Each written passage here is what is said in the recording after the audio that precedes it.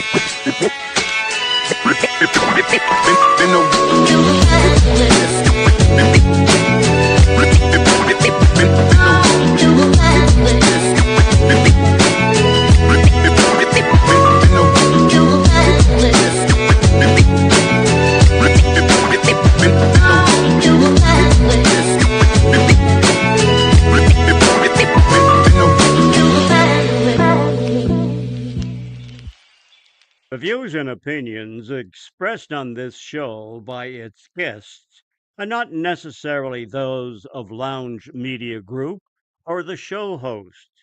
So if you sue someone, make sure it's the party responsible for hurting your feelings. Also, grow up, be an adult, and understand not everyone thinks like you. And that's okay.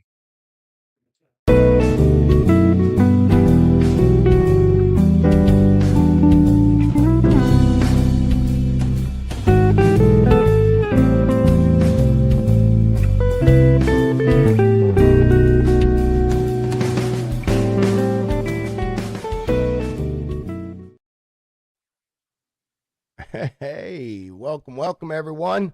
Appreciate y'all joining us back here on another Wednesday afternoon, Wednesday edition of the Logistics Lounge. Mr. Hound, what's crack-a-lackin', man? What's going on, brother man? How you living? Man, I'm living like a Bob Dylan killing. Nah, I don't even know how to say it. Living like, chilling like a villain, doing a Bob Dylan killing. There you go. There you go. I That's love right. that. That's right. Oh man, my week's good There you though, go. man. Swinging back into things, getting I say swinging back into things, but from the weekend, just moving freight or trying to move freight, man. It's been a freaking struggle out there, dude, and I heard a lot of people been dealing with it, man. Like just rates are all over the place, going up in a lot of lanes, which is really good. Happy to see that. Not complaining about it at all. Capacity's been really, really, really tight, and I would like to say it's because of the holidays, but you'd be hard pressed to get me to believe that drivers are sitting for 2 weeks. You know what I mean, to enjoy the Christmas holidays. So, but I'm ready for the holiday, getting ready for the holiday. My wife is actually out doing some Christmas shopping right now. So yeah, man, I'm doing good, man. Things are doing good and are going good, and as always, I'm excited to be here with you, man, and with these That's right. awesome folks, dude. Talking some trucks, man. You know, It's like a freestyle, but better, yeah, and in my I met opinion. these people in the most like I wouldn't say semi truck way, but just in a weird way. Like it was just weird. I just met these people, so I don't know, probably one of the rarest introductions I think I'd say I could have when it comes to meeting someone. But how are you, good sir? How have you been? How are you doing? How do you think things are going? I've been good. It's been another one of them weeks, man. Busy, long, but just getting ready to go down to Alabama. I think I'm heading down tomorrow. Got to swing by and grab some toys for the kiddos. And yeah, dude, trying to make it to the holidays. But Have you talked to Clint? I forgot he's going. No, I haven't. Oh, I'm driving down either way, but Yeah, well, I'm just saying, like, you should, so y'all can, yeah, no, meet I up need or to reach out whatever. to him. So, I totally forgot about that. But yeah, because I got some stuff I need to do with him too. I got this thing off TikTok that I need to use his truck for to make a video, and then I'm just gonna give it to him. But um, yeah, dude, no, it's been a good week, man. I'm definitely with you. I haven't like dealt with all this craziness, being on the asset side, but there's definitely something in the air. Like I don't know, it's like you said, it's good that the rates are going up, but it kind of sucks for you too because it's like you quote something out that's good, and next week it's up $200, and then you're kind of up shit's creek. But bro, I it's don't know, worse, and dude, I know it's worse not than that. capacity either. I know it's not capacity, like unless people are like seeing all this news about these carriers shutting down, and they're like, oh well, that's good enough for me to raise my rates up, a few cents per mile. But I don't know. I mean, but also like imports are down 4%. Like a lot of the freight's already here, so unless everybody just trying to make no money for Christmas, Well, I mean, make it on that's the Santa deal, man. Claus I sliding mean, down the chimney. everyone keeps saying the freight is here, but like, dude, there's still shit that's made here in America, and like that's the stuff I'm dealing with, and it I would honestly lean to say that it is a capacity thing, man. There's been a lot of companies that have gone out of business here within Q3 and now into Q4. The ELP thing, the non-domicile driver, like all of these Yeah, CDLs, I mean, it doesn't sound like a lot, but yeah, and I wonder how it's many. I starting to. wonder how many of those companies that don't have domicile, drivers that are just like laying low until all this shit kind of Exactly, blows and was over, just about to hoping for say, it. and that too. I have heard whispers of that too. Like certain carriers are just having certain drivers, or they're laying low, not being as risky as they were with where they send their drivers and stuff. So and it's and What's up, Ingrid? the rates are just absolutely crazy, man. I lost more money between Thursday and yesterday than I lost in all of fucking Q3 and leading into Q4. I lost like $1,000.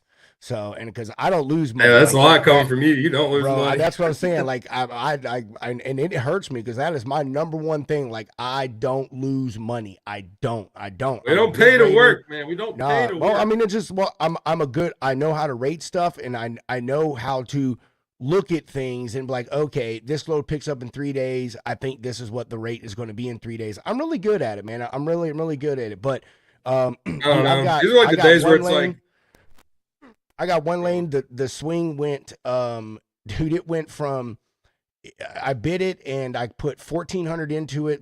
And the lane was running to the driver at like 12, I think 1192, I think is what it was. And it was like 290 a mile, some shit like that. By the time I bid it on Thursday, she gave it to me on Monday and I posted it Monday. The lane had already went up $200.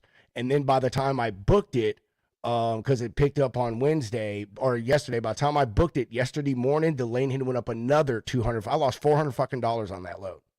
Like, dude, it was crazy. And I have another lane right now. This lane, it just dropped from 1,900 to 1,900 last week, went down to 1,400 this week. I had 2 loads this week that I booked at 1,450, and now my guy just gave me 2 more loads picking up on Monday. That lane has already went back up from 1,400 and now it's back up to 1,800. So a $400 swing both ways in less than a week. It's crazy, bro, and it's affecting the customers too, the shippers, because like this guy, when this customer, when he sends me stuff and he says, hey, bid this, he is wanting me to do that so he knows what to tack onto his invoice to his customer for the delivery fee. So, like we both end up losing out of the deal, because when I got to come back and say, man, hey, I told you 1,650, but dude, now I'm gonna need 1,900. You know what I mean? So we end up both like eating stuff, and it's Man, I'd almost start documenting that, and then like take that to your. I'd start documenting that, and then take it to your customer and have them take it to their customer. Or like, I mean, you said it went up and down and back up $400. Yep. Like, yeah, shit, give me a window, dude. Just give me a window of time. Like, give me a couple extra days to have it picked up, because I've seen big accounts like that. Because like the markets will swing. Like, that is kind of common, but. Dude, but not like this. There's more lanes, man, that I could name that like I run regularly in the last week. Like they've gone up 25%. I mean, hundreds of dollars on the upswing. And again, which I'm not complaining about, dude. Like I'm not the one that pays the freight bill, the shipper is. But the problem is that it's hard. A lot of these shippers don't understand this market stuff when they're like, oh, well, last week it was 1,200. So why are you telling me 1,600 this week? Bro, that's just what it is. That's just what it is. And it's just an uphill battle sometimes, man. And but me, hey, I'm a rare broker, bro. I'm transparent with the rates to my customers, dude. I send them snapshots of that. Look, bro, hey, this is what it says to the driver. You know what I mean? And then dude, I'll put customers in the emails with my carriers, like saying, like, look, this is what I'm paying, this is how much I'm making. Like, I ain't trying to be no Houdini over here. Like, it sounds like Ingrid's got some sort of insight that we don't know about. So that's just the start. Don't you start fear mongering out here, Ingrid. Well, like I said, I mean, hey, I don't care about the rates. It is what it is. I am all happy that they go up, man. Business. Let them go up. I mean, obviously we don't want to do too much, because regardless of what carriers say, this is the part where I think a lot of them sometimes don't think about the economics. We, the consumer, which you are still a consumer at the end of the day, Mr. Truck Driver, just like I, Mr. Broker, am. All that stuff trickles down to us. You know what I mean? Them shippers ain't gonna eat that cost, bro. You know what I mean? Come on.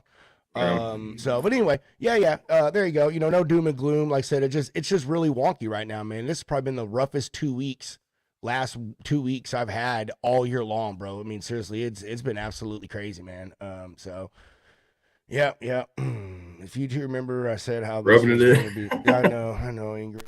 I know. It's just because everyone doesn't know Ingrid is the head of the truck driver cabal. Like people don't know that. She knows all. She's the puppet master. Yeah, she's the puppet master. That's right. All right, man. All right, well, I'm rambling. Let's go ahead and get to some news. You ready for some news? All right, let's do it. Lounge Media Group News, everybody.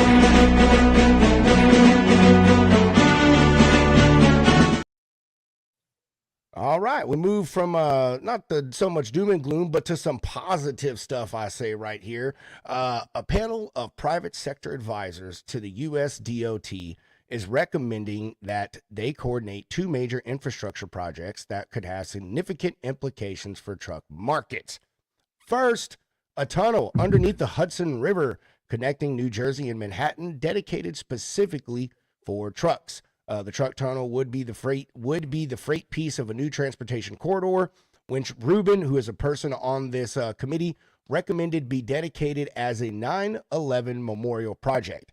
This would include a multimodal bridge spanning the Hudson River that would accommodate passenger vehicles, bicyclists, and pedestrians, and he believes can all be done without any burden to the American taxpayer. So applause for that if we can make that happen. And he said he could do this by setting it up as a public-private partnership.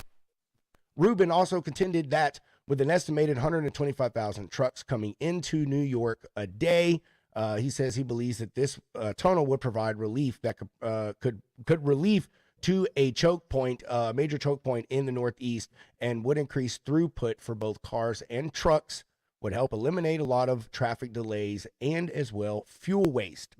Secondly, fixing America's truck parking problem headed up by the DOT. They want to take a lead in sponsoring 1,000 DOT certified truck parking facilities over the next 3 years to create a total of 40,000 new truck parking spaces that would meet minimum safety standards for quality, or minimum standards for safety, quality, and other amenities.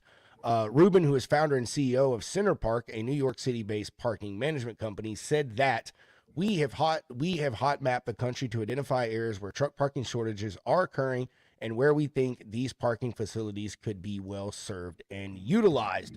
The plan would include recycling unproductive and vacant properties and turning them into a higher, better use that would be well served by the trucking community and the American supply chain. So Nice.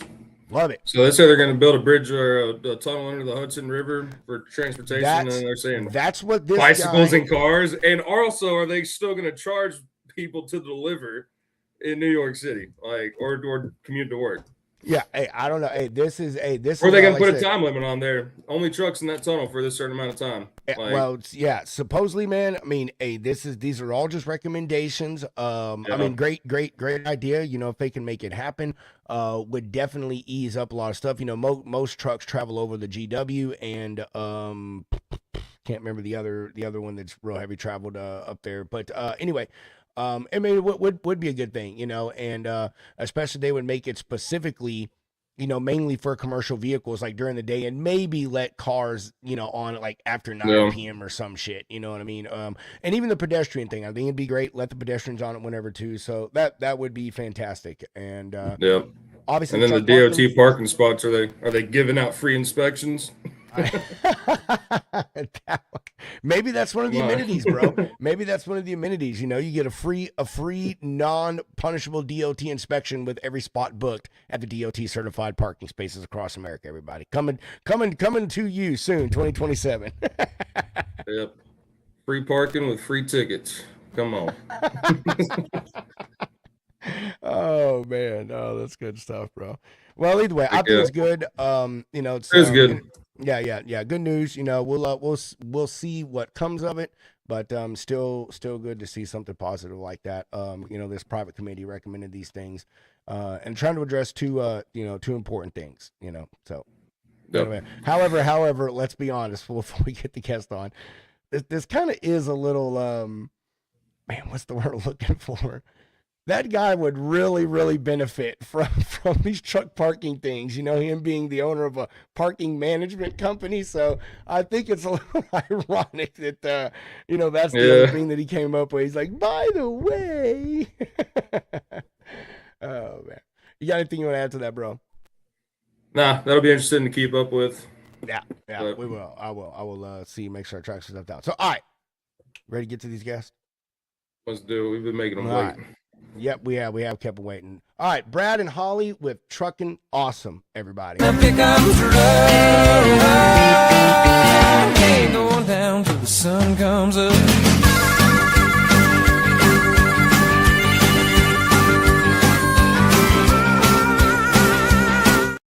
I don't know. I want to use it. Welcome. How are y'all doing? Good, and y'all? We are doing fantastic. You still munching on them peanuts or whatever? I had to skip. Really early lunch. I'm with you right there, man. Them boiled peanuts are good. Man, these are Louisiana Cajun dry roasted. They actually soak them in a Cajun seasoning before they roast them. First peanuts I ever come across. Actually, the peanut itself is got the seasoning in it. It's amazing. You'll have to send them some. Yeah, I have to send y'all some. That'd be awesome. Man, Ooh, yeah. Those things are That does freaking sound bomb. good, Our dude. local co-op up here sells them in 25-pound boxes. So I went and picked up 2 of them today and divvied them up around the shop. That's He's why I like- went to get my chicken feed. Yeah, I was back there. Hey, man, that's what we do, man. I do that with my wife, and I know I need something from the store for myself. That like I'm like, man, she probably don't need to buy this. Babe, you need me to get you anything from Walmart? For sure. Now I know why he got the I chicken found feed. that last night at the tire shop where I had to have a tire fix, and he had them in his shop. I said, dude, I don't know where you got those. I need 2 boxes. He said, man, go to the co-op. They got them. That's where I went. You know, us guys, you know, we're like all guys are like that. I don't know. You remember that video meme that was going around a while back where it was that drunk guy brought something random home, and his wife was like, "Where'd you get that?" They gave it to me for free. Yeah, you get 4 bags of feed. Yep, I gave somebody money and they gave it to me. That's like me texting you, I need this. Yeah. He was sending me truck parts he needed, and he would just say, need this, and text me the picture. So then I sent him, after a couple of them that I would just hop online and order right then, I sent him a picture of a fluffy cow, and I was like, oh, so this is how this works. Need this.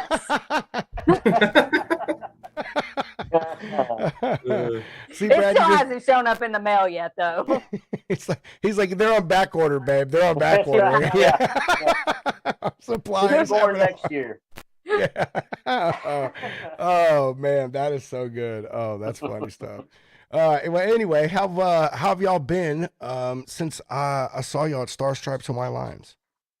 Well, I have been on my deathbed. So whatever that, you know, they say that you come home from Matt's with the Matt's COVID. I guess I came home with the Stars and Stripes COVID this year, and it took me down. It took Cotton both, yeah. 3 weeks. So this is her first week back. She went back 3 days.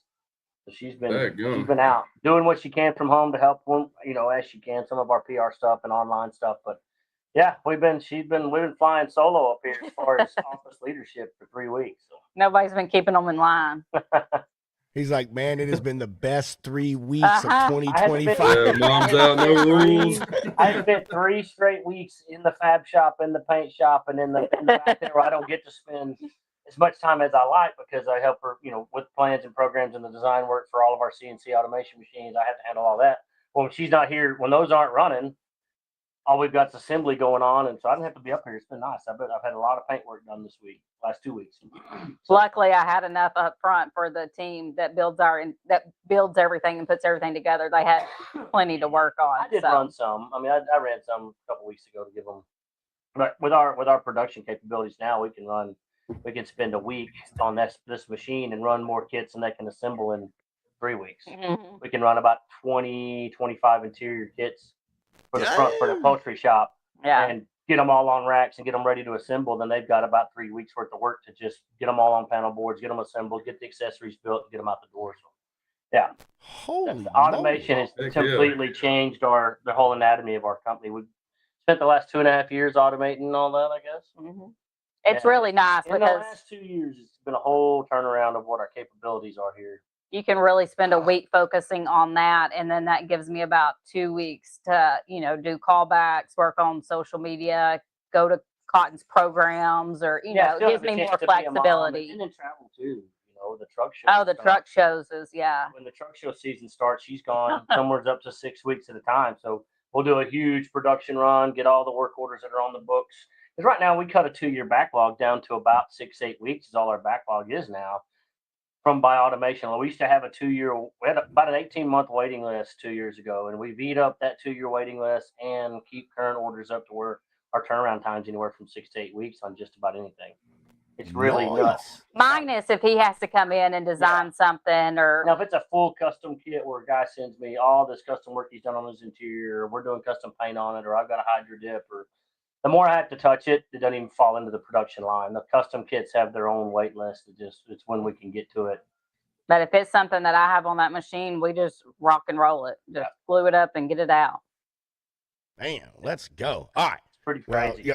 Well, y'all already got me intrigued. You've already got me intrigued. So we'll have to go back and explain how important and how big that really was, because when we started 8 or 9 years ago. 8 or 9 years ago when we started this thing, it was me and 2 other dudes. You weren't a part of it. Now, kind of strictly accidental. I mean, long story short, we had a distribution company Believe it or not. Nope, save it. Nope, save it. Not long story short. You can't long story Yeah, we short. know how that goes. Okay. Nope, you can't do So- it. We've already been down this road before. So, all right, so let's get this show rolling. First, I'll say how I met Hollie and Brad. Met just the weirdest thing. Star Stripes and White Lines. Our good friend Tex Crowley was overtaking photography of the trucks going around the track on the final night on Saturday. And was like, Pedro, dude, you got to come over here. We're hanging out with these people. We're just taking footage, blah, blah, blah. Rolled over there, and there's Hollie and Brad and Cotton. And I think your dog was in the golf cart with you. Yes, yeah, the Labradoodle, yes. And we're just all sitting out there hanging out, just talking, getting footage and shooting the shit. And asked Hollie what she did and or where she was from. She told me she was from Texas, and I was like, freaking A, it's all I needed to really know right there. We're friends right now. But then she told me that she does truck restorations with her husband, and I was immediately intrigued. Unfortunately, we didn't get a lot of time to talk because I think it started raining, is what it was. Oh, it rained off and on that whole weekend. Yeah, and y'all ended up going back to y'all's spot. So, but Hollie and I We immediately actually ended up leaving. Yeah. Oh, did you? Well, yeah. I remember you and I immediately connected on Facebook the next day, and I wasn't even sure it was you. I was like, this is weird, but are you the lady that I met standing next to the thing? Just like, it was the funniest thing, man. I'm pretty sure what you said are you Kendall's travel mom? Yes, I think that's what it was. I was like, yes. I was like, is this the lady that's Kendall's travel mom? That's what it was. I think you're right. So, yes, I am. I love her. And so anyway, we got connected and told Hollie we had to get him on the show immediately. So here y'all are, and thank y'all for joining us. We really do appreciate it, and we're really interested to hear about y'all's business and what y'all do. So we're gonna start y'all off same way we start everyone, and that is, who is Brad and Hollie and Brad, and how did you get to be where you are with Truckin' Awesome? You want that?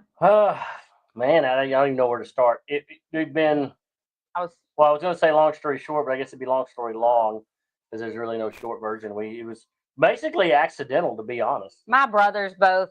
I'm a farmer's daughter, so I wasn't really raised around trucks. I was raised on a farm. We had trucks, but I guess as my brothers grew up, they both ended up with two numbered Peterbilts, two red numbered Peterbilts. Number classic 359s is what they ran. And actually, I was building, once I got out of the service and we started a distribution company, and then kind of bought into that. We actually had an ice cream distribution company, oddly enough, and that's what we ran out of here. That's why we had this facility that we have. It's actually started out as a grocery store. It's what we have here. And then I went into building. I've always done hot rods and custom leather work and paint work, even for myself, and on the side when I was traveling the world, I was doing that stuff. So I had that experience. And my brother-in-law was like, "Have you ever touched a big truck?" At that point, I'd never even, other than standing at a fuel aisle and filling up beside one, I'd never been in the trucking industry at all, or anything to associate with them. So, long story short, we did his. He said, "Man, if you could build an interior for a 359, he was getting ready for GBAT. It'll go crazy. There's no one out there doing them." So I did. I spent the next 3 weeks. He brought his truck up here to the shop. Spent the next 3 weeks completely gutted it. Hand built the first one. Hand stitched it to an air correct as best I could. And he was right. And he doesn't even do social media. Just in the group of people he knows from trucking over the last 25 years, I had probably 20 to build of all different styles and shapes. And I'm like, the only style and shape I have is the one I just did, because that's the only way I got a pattern. So, so I spent the next about 18 months traveling around at pick and pull yards and buying every shape and style of sleeper Peterbilt ever made. I started with mainly Peterbilts.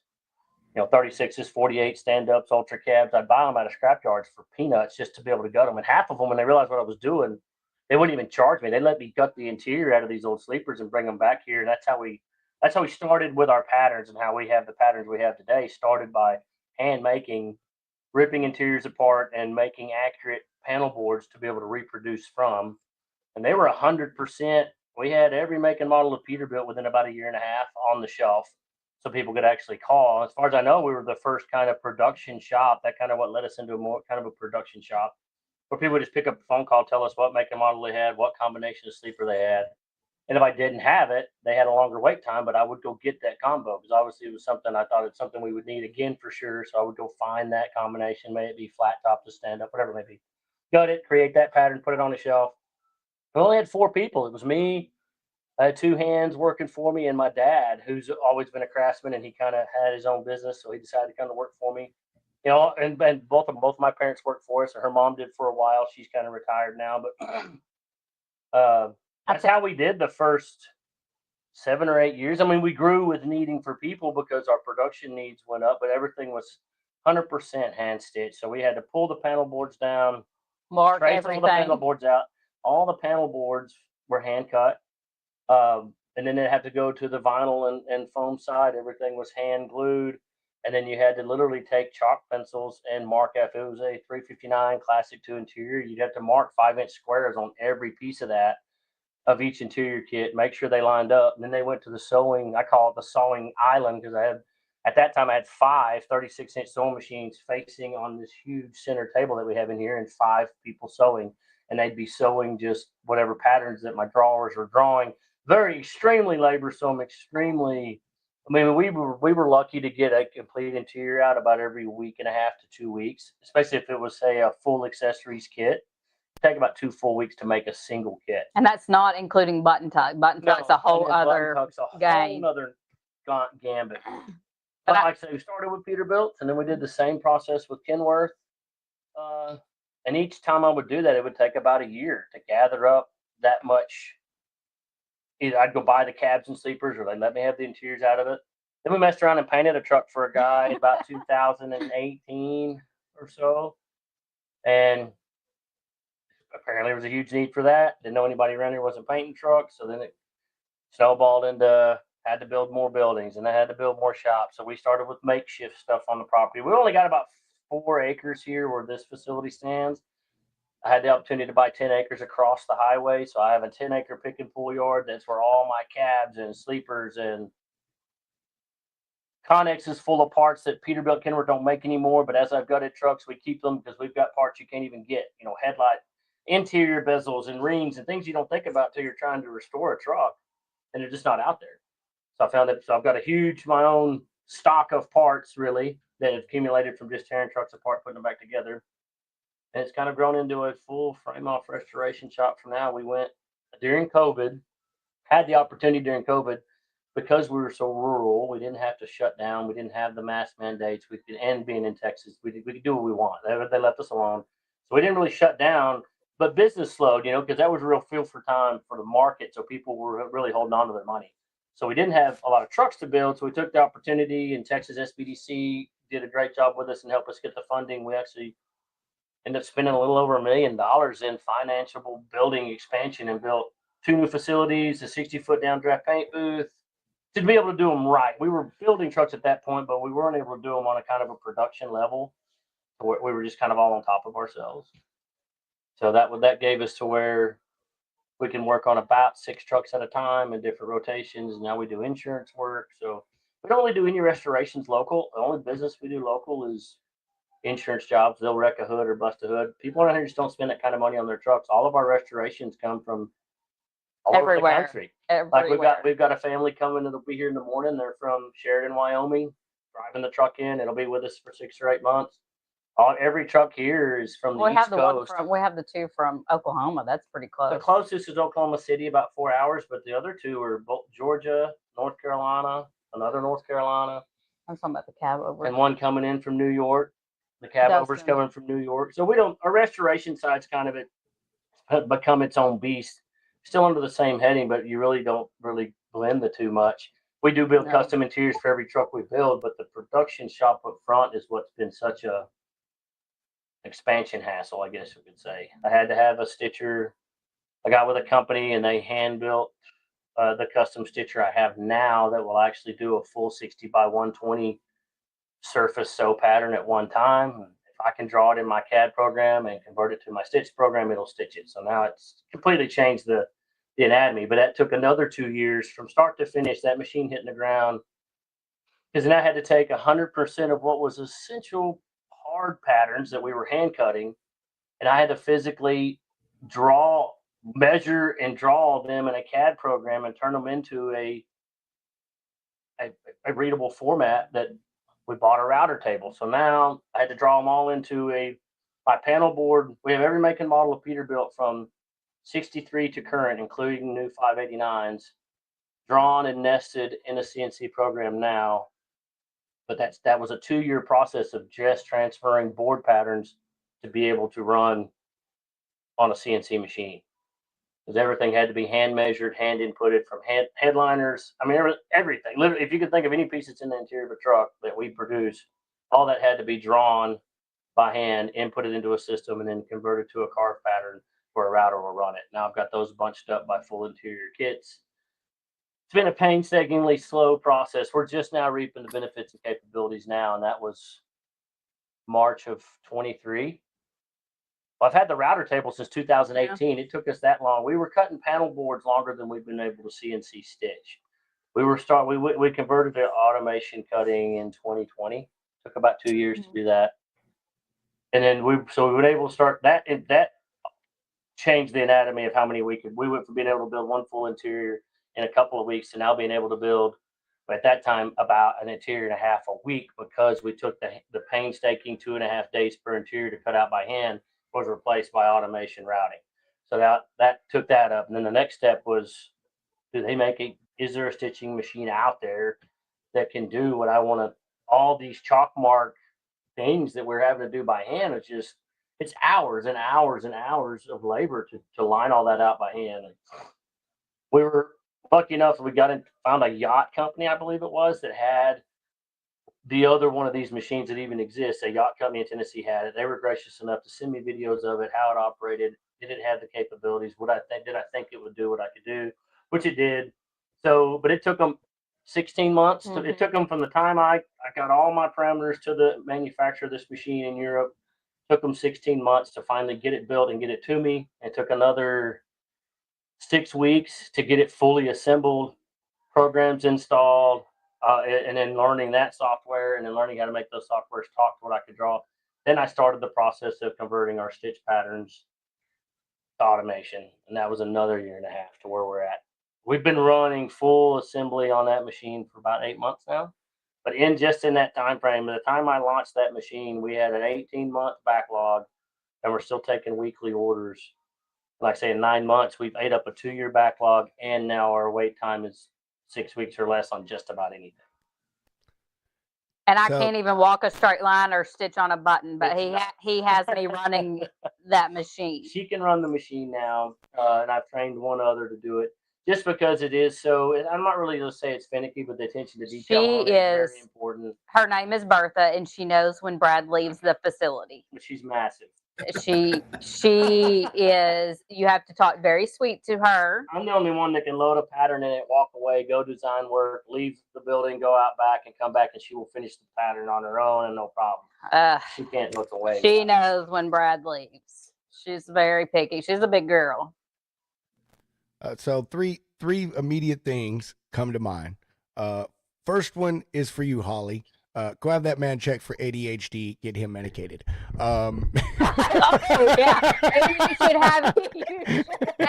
You should know what his IQ is, because I have had him tested. Second, I should be in Mensa. They say, whatever that is. Dude, that's amazing, man. My dad was in Mensa. That's you gotta have a really high IQ to be there. Second thing, amazing freaking story. Third, I don't even know where to start unpacking all of actually, and now four. Damn, if that was not long story short, that was short story long.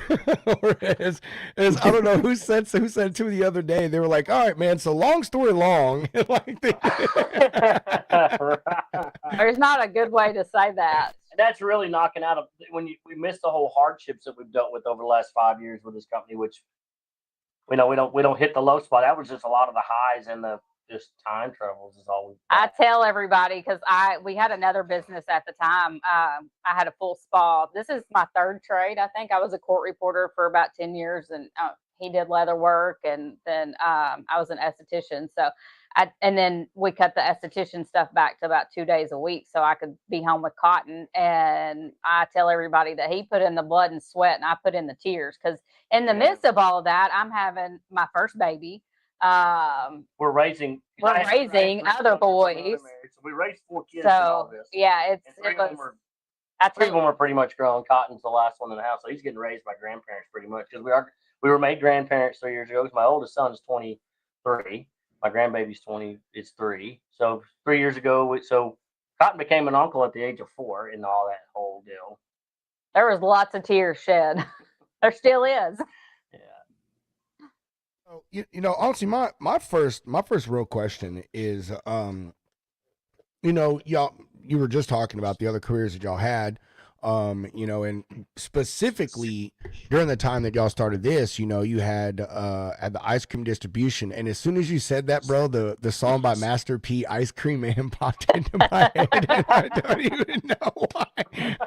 So anyway, and I know you said you got approached by a friend, to help do something to an interior, but after doing that, it's one thing to do something for a friend, man, but what made y'all walk away from the distribution business and the ice cream stuff, man, to do this? Is this what you always knew where you wanted to be, was something in automotive and messing with trucks and cars or whatever it is? Or, what is it? What made y'all leave that to do this, Brad? It's his ADD. It is 100% his ADD. I have always done restoration on my own vehicles. I've always been one that worked on my own stuff. And like I said, I've always doing hot rod interiors and boat interiors and restoration for years, just as a hobby for fun. So I had the skill sets, but the main thing was the money difference. I mean, honestly, because the ice cream business, yeah, we were doing, because it was ice cream novelty business, by the way. So we had 3 route trucks that would run 6 days a week. We were servicing 340 gas stations in 4 states. And then we were servicing, and then we got into the school service about our second year, and we ended up doing almost 400 schools. We would go from here to Beaumont and all the way into Louisiana, up central Arkansas, almost to Missouri, and back over to Oklahoma. We had a huge travel route. And then it's a penny market. You're selling ice cream bars and novelty bars. Of course, they're all pre-ordered. You know what you're getting when you're going. But the overhead, the expense, the cost, the labor, the people, keeping good drivers, all that mess. I'm like, man, I could stay right here. Of course, I had 2 competitors encroaching on me. It had Nestle and Hershey wanted me real. Nestle and what was the other one? Was it Hershey's or Mars? Mars. It was Mars and Hershey. They wanted me really bad. They wanted my business. Oh, but I had grown this. And around that same time, Bluebell had that big And Bluebell issue. fell out with that listeria back in 2015 when they got hit with listeria, and it shut that. They had to rebuild that whole plant in Bryan, Texas. There was no Bluebell, for like 2 years. That hurt. We had to reset that system then because we were carrying all their stuff, and then we had no ice cream. So we ended up having to find. We ended up bringing Highland Dairy ice cream to Texas, Hers snack chips to Texas, just to have to fill that void, which people were thankful. Anyhow, it just kind of worked out. I was able to sell all of my equipment in our stores. We just basically sold service. Didn't really sell the company. We liquidated it to a Hershey competitor out of Mississippi. He came and bought all of my freezer boxes in place. He wanted my routes. We were already established. He was coming to this area anyway, and it was just kind of a God thing. It was easy.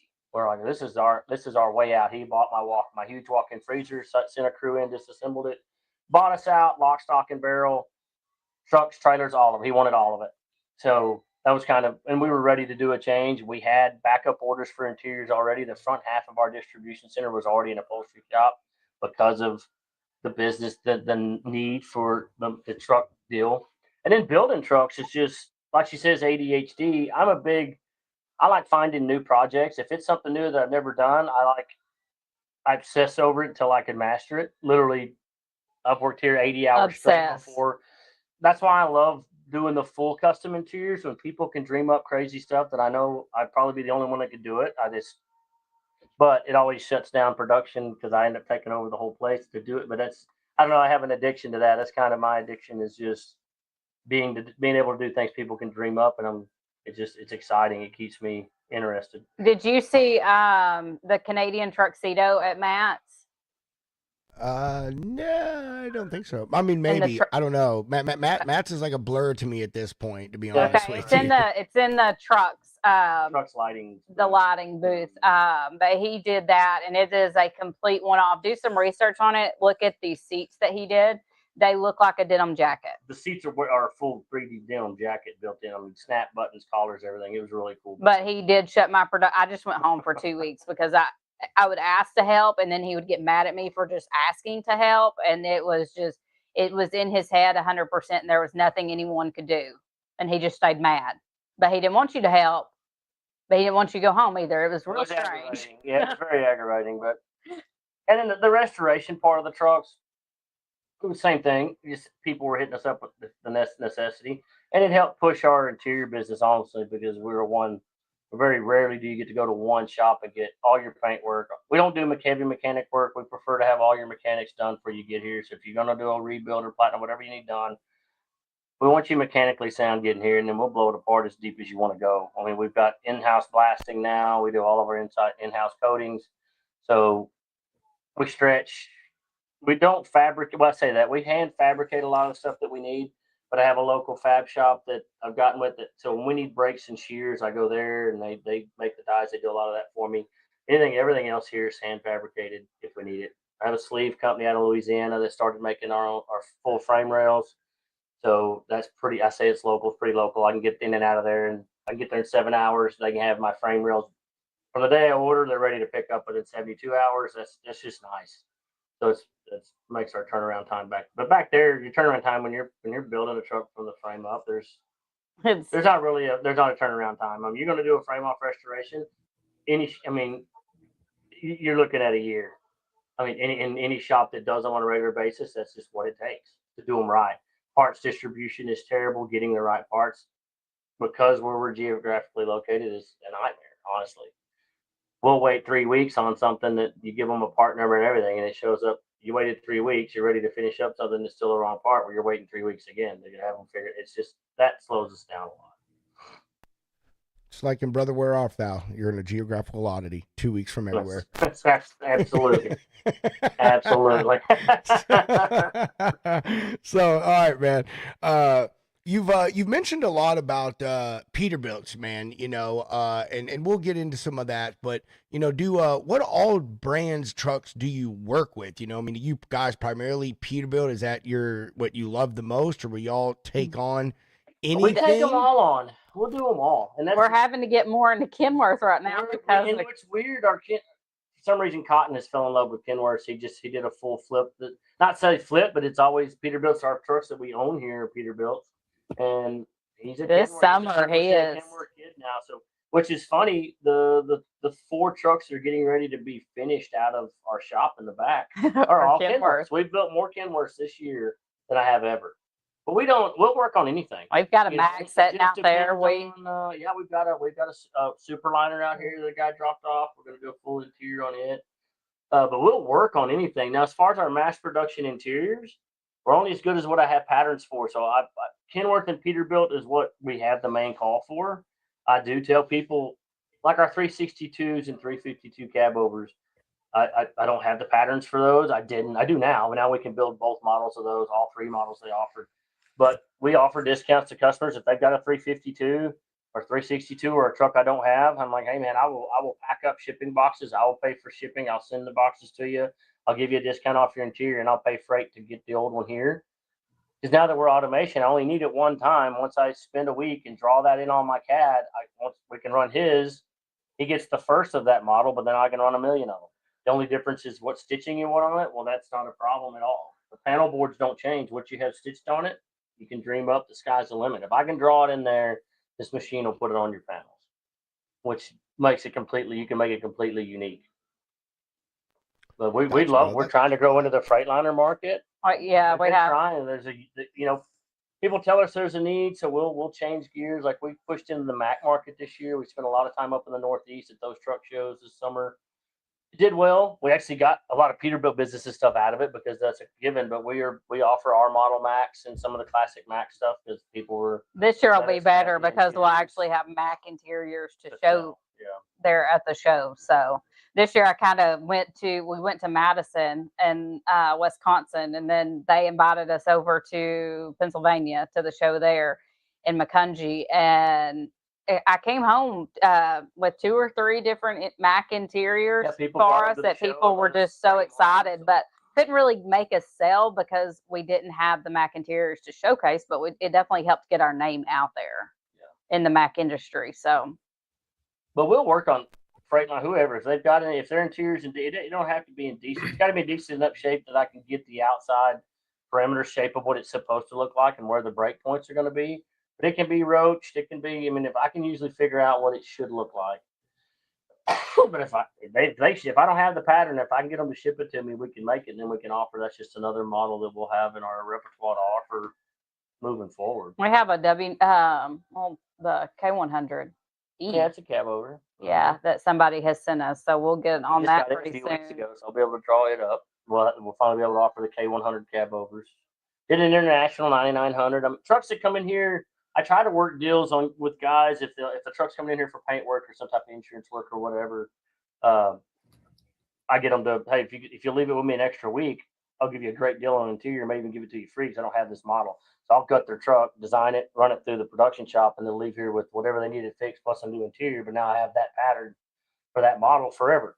So it's it just benefits me to be able to give, even if I have to give that first interior away, it pays dividends because that adds to our list of capabilities of what models we can offer. We're only restricted now to having patterns to the models. We will literally make any of them. So what is that process like? I mean, when you were hand drawing this, you say, you'd get these sleeper cabs or just the cabs in general. Like, are you just like cutting out the seats, or are you just measuring? Like, how did that process work? And then like now you're talking, are you inputting this through AutoCAD? Did I hear that right? It's a type of CAD. I use VCAR for a lot of my programs because I only need 1D. I mean, I have a 4-axis router. I have all that, but I don't need it. But yeah, actually, I'm drawing it all old school scale. Like I'll take say the rear wall or a door panel I've never done. I'll draw it out on a scale. I'll square it on whatever I want. Start taking all my measurements and points of measure, and I may run 1 or 2 sample panels before I get the radiuses perfectly right. But yeah, I'm having to do all the measurements and drawing and inputting it into the VCAR program, which is a 1D CAD program, and making it to where my router will cut them out.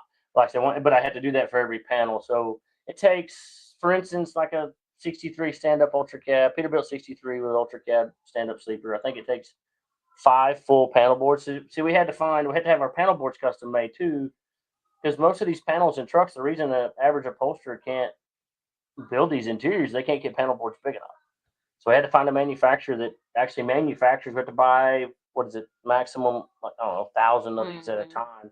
It's a pallet load. We have to buy 6, basically what they can haul on a pallet, which is 5,600 pounds. We have to buy that every time. But they do a custom run. We have our panels custom made at a 60 inch by 120 inches. It's the size of my router table. But that reduced my waste in makeshift panel boards because now I can have full 63-inch headliners in a single board.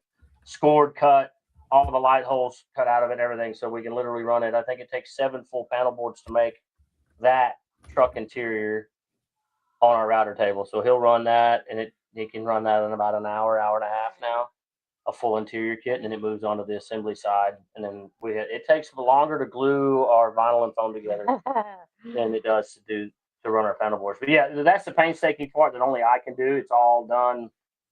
I mean, I wish we tried the 3D scanner. We tried the everything. And he's not a teacher, or he could show me how to do it. We've even talked about that, me going to take some CAD classes, but he makes this do stuff that it's not supposed to be capable of doing. That only he can do what I need them to do, but they're not designed to do that, if that makes sense. Even the stitcher. And he's not a teacher at all. Yeah. So him teaching me would result in a divorce. He had to teach someone else how to use Bertha for me to learn how to use Bertha, because him teaching me how to use her wasn't happening. Not happening at all. I can see Brad. I can see Brad right now. Like I can tell just in this hour we've been together. Brad and I are very similar, and I can see how Brad teaches people. Brad is all right. So what you're gonna do is just move out of the way and let me do it. He had to show me one time how to thread the machine, and I was like, wait just a second. We're gonna go ahead and video this. Oh, it was a I'm nightmare. videoing everything that you're saying, so you can't come back and say you didn't say to do this part. But then also, I don't have to ask you again, because if you ask him again, it's game over. I am a terrible teacher. Because, well, the thing is what do they say? I assume a certain level of common sense goes into everything that I'm getting ready to teach, and I just realized that's not true. It's not so.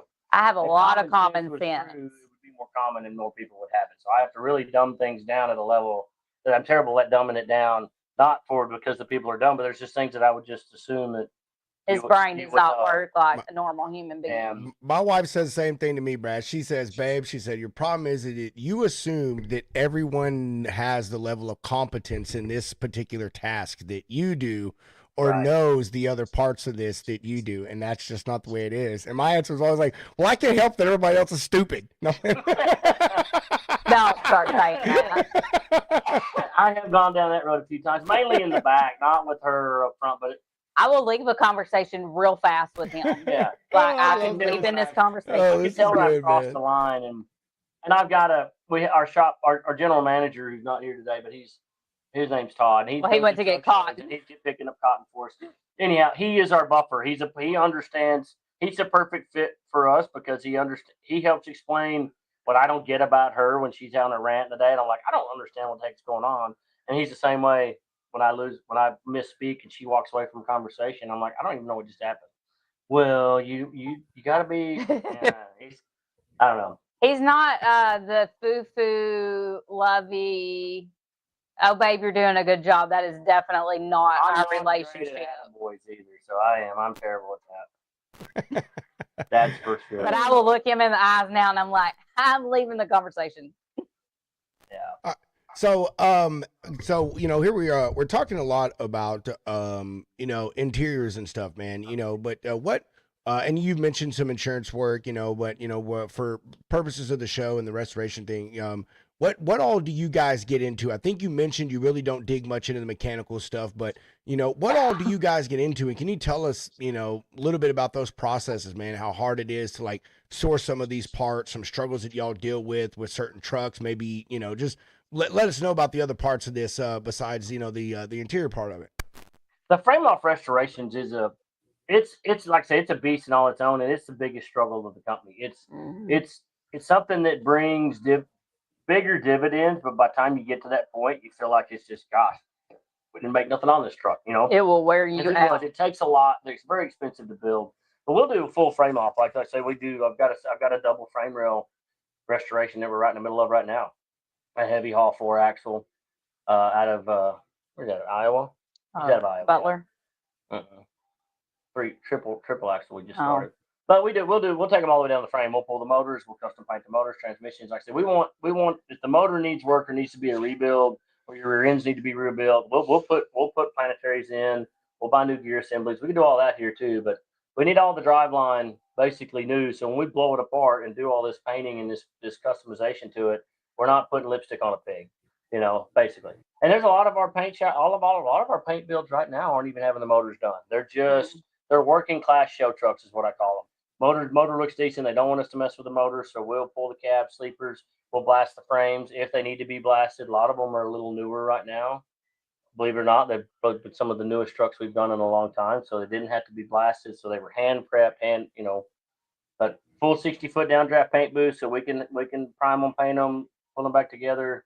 Cool thing about the paint booth to be in production is a full heat bake, so we can pull a truck in there. I can shoot color clear on it, run a bake on it for about 40-45 minutes, let it set another 30 minutes, and we can actually go back to a reassembly stage because the paint's locked up at that point enough that you're not going to damage it. Water's not going to damage it. He's really good behind a paint gun. He's a really good painter. But yeah, when we'll do it all. And the cool thing is we can do inside and outside. And I think that's why we pulled the business that we do, because it's a one-stop shop. They don't have to go here to have their motor painted. They don't have to go here to have their framework done. Then they got to take it over here to have the truck painted, and then take it to us to do an interior. We can do all of that at one spot. And the biggest struggle we had, not really now, but the biggest struggle we had early on was customers. Well, why is it taking so long? I said, I'll tell you why, because we can do it all right here. You would have taken it to a frame shop for a month, then you would have taken it to an engine shop for a month, then you would take it to a paint shop for 2 months, then you would finally got here for an interior for another 2 months. that comes out to about a year. So why would you be surprised that it takes us any less time, you know? And now that we have our cousin, we explain it up front, it helps out a lot. And a The lot of biggest people that aggravation you was talk people to, complaining about, man, it takes 6 months to a year. It really does. Because you can't run a shop and an operation on a single build at a time. You've got to have 3 or 4, sometimes 5 builds going at a time, all in different levels. So you end up long term having a truck leaving every couple of weeks. And you got to do that for business, for money wise, cash flow wise, all that. That's how it ends up having to be. Well, it takes a while to get to that point. You know, it takes a few years to get to that level. But we're at the level now. I'm confident there's really nothing that anybody else is doing that we're not. We'll do customary rides on the front end, you know, and I outsource. I have CAD guys. I have Fab and CNC. Because I don't have CNCs here for the back. I haven't automated that yet, just because I don't have the space to build the third shop I really need on this property, and I don't really want to build it off site. So we outsource. Dickerson Custom Trucks does a lot of I'll draw my gauge panels out. If they want new gauge panel layouts, I'll draw all that here. How exactly I run them, I'll run them on my router table out of panel board, fit them in the truck, make sure everything's the way I want them. Then I send that file to DCT. They cut all my panels, they do all my brake work, and then we do our hydro dipping on those in house. So they'll send the panels back, new aluminum. We'll hydro dip them or custom paint them or whatever the customer wants. The same thing with deck work, custom fender work. We outsource that to a local fab. If I need custom fenders, broken, bent here, I give them all the dimensions. I send them all, draw it in a file for them, send it to them. Basically build them a blueprint. They build me what we need, and then I don't have to question if it's going to fit when it comes back. Dang, dude, you got getting that stuff down to a science, man. Like I like the that. stuff that he retains in his brain is insane. And it's still a daily struggle. I believe that, but you know, also, man, you know, credit to y'all. You know, and I mean, especially you, Brad, is the guy touching everything, you know, knowing what you can do, what you can take on, and what needs to go to someone else, man. You know, Right. I'm just really getting into the truck customization. I'm a car guy, man. Like when it comes to cars, I have seen so many fucking car builds in my life. I've watched my dad rebuild I don't know how many cars, and I say that to say that a lot of people that resto stuff, fix things up, man, we have a real big problem with letting other people do things that we may not be too good at, you know. And for the sake of your business, you know, realizing, hey, this is what I got to do to get this project done and move this thing along and meet this timeline that I'm giving this customer. This product line is better offering than mine, you know, so forth, so on. So and you know, you partnering with other people in the industry, because I mean, let's be honest, we're all friends in this thing, but when it comes to business, sometimes we aren't too friendly with each other in the trucking and logistics. Absolutely. Yeah, man. Yeah. But it takes all of us to make this work. I mean, it takes everybody. We're good friends with Trish and Tim over at Easy Pete. Oh, yeah. And people will think that that's weird. Super close with Dustin and Molly at DCT. I mean, like you said, I'm Kendall's travel mom. But there's no reason to make enemies out of them. It takes all of us to make all of this work. But it took a while for us to find, because like you hit a good point there when you say a quality that you don't want to sacrifice because you don't have the time. And I'm fully capable of doing all those things in here, but the money having to spend when these people, that's what they do. I mean, Dickerson builds custom trucks too, but their main repertoire is their customization side. I mean, we've been up there multiple times. We've done custom work with them. Their brains work a lot. His and Dustin's brain are a lot alike. He's very ingenuitive. He's very smart, and he gets me on a conversation. I can have a very short conversation with him on explanation, and he'll nail it. He knows what I'm talking about, and it's very rare in the fabrication side. Usually, a fabricator wants you to over-explain because they're going to feel liable if it ain't right or whatever. But a lot of this stuff isn't, it's not rocket science, and it's not hard. It's just finding the quality, making sure I was going to get what I want, and finding them. It took 2 years for me to finally, I mean, I think I want to outsource some of this to those. Even though it's in Indianapolis, it's not close, but we make that road trip pretty regular, or we'll meet them halfway for stuff that I don't feel comfortable being shipped because we just can't afford for it to be damaged and start over kind of thing. Truxedo had to be hand delivered. We had delivered the last 3 kits to them, and then we've also picked up parts that we needed hand broke from them, because the cost effectiveness is just there. By the time I take the time to set up and don't have the automation brakes and things and hand plasm this stuff out, no matter what it costs, it's money in the bank because I can move on to other projects while I'm waiting on that to get done. That's easy. That's easy peasy. Are we still building our own T-bars in house? I'm thinking we're real close to probably outsourcing that. Now that Dustin and them have got the new laser, he got the 30-foot laser. I'm going to start outsourcing drawing custom T-bars. Hoping to have some crazy stuff out there before Matt's that. Well, he'll probably use it too, but I'm going to send now that I can send him files, even stuff as big as huge T-bars and anything that I want cut out down the middle of deck plates. He's got the laser to do it. He got a 30-foot cabinet laser now. It's just amazing.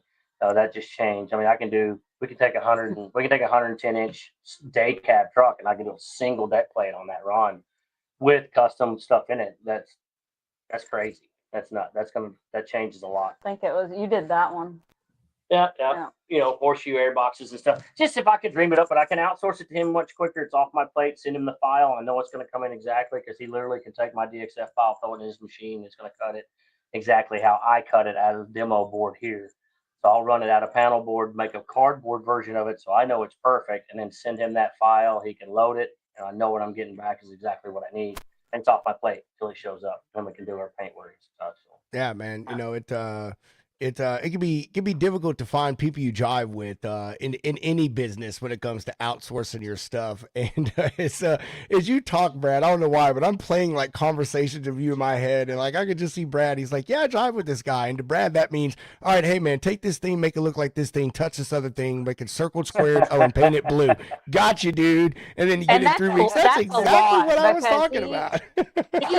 he likes people, but for him to have that level and trust, but we clicked with Dustin and Molly right off the bat. I mean, because Molly, they're very left and right brain too. Molly's about as far the other way of Dustin as I am from Holly. It works. It makes a good mix because she does kind of. And they have all girls, so they have 4 girls where we have 4 boys. So I love getting to be. I tell them at every show, thanks for sharing Kendall with me because that's really the only girl time I get. So yeah. I like it.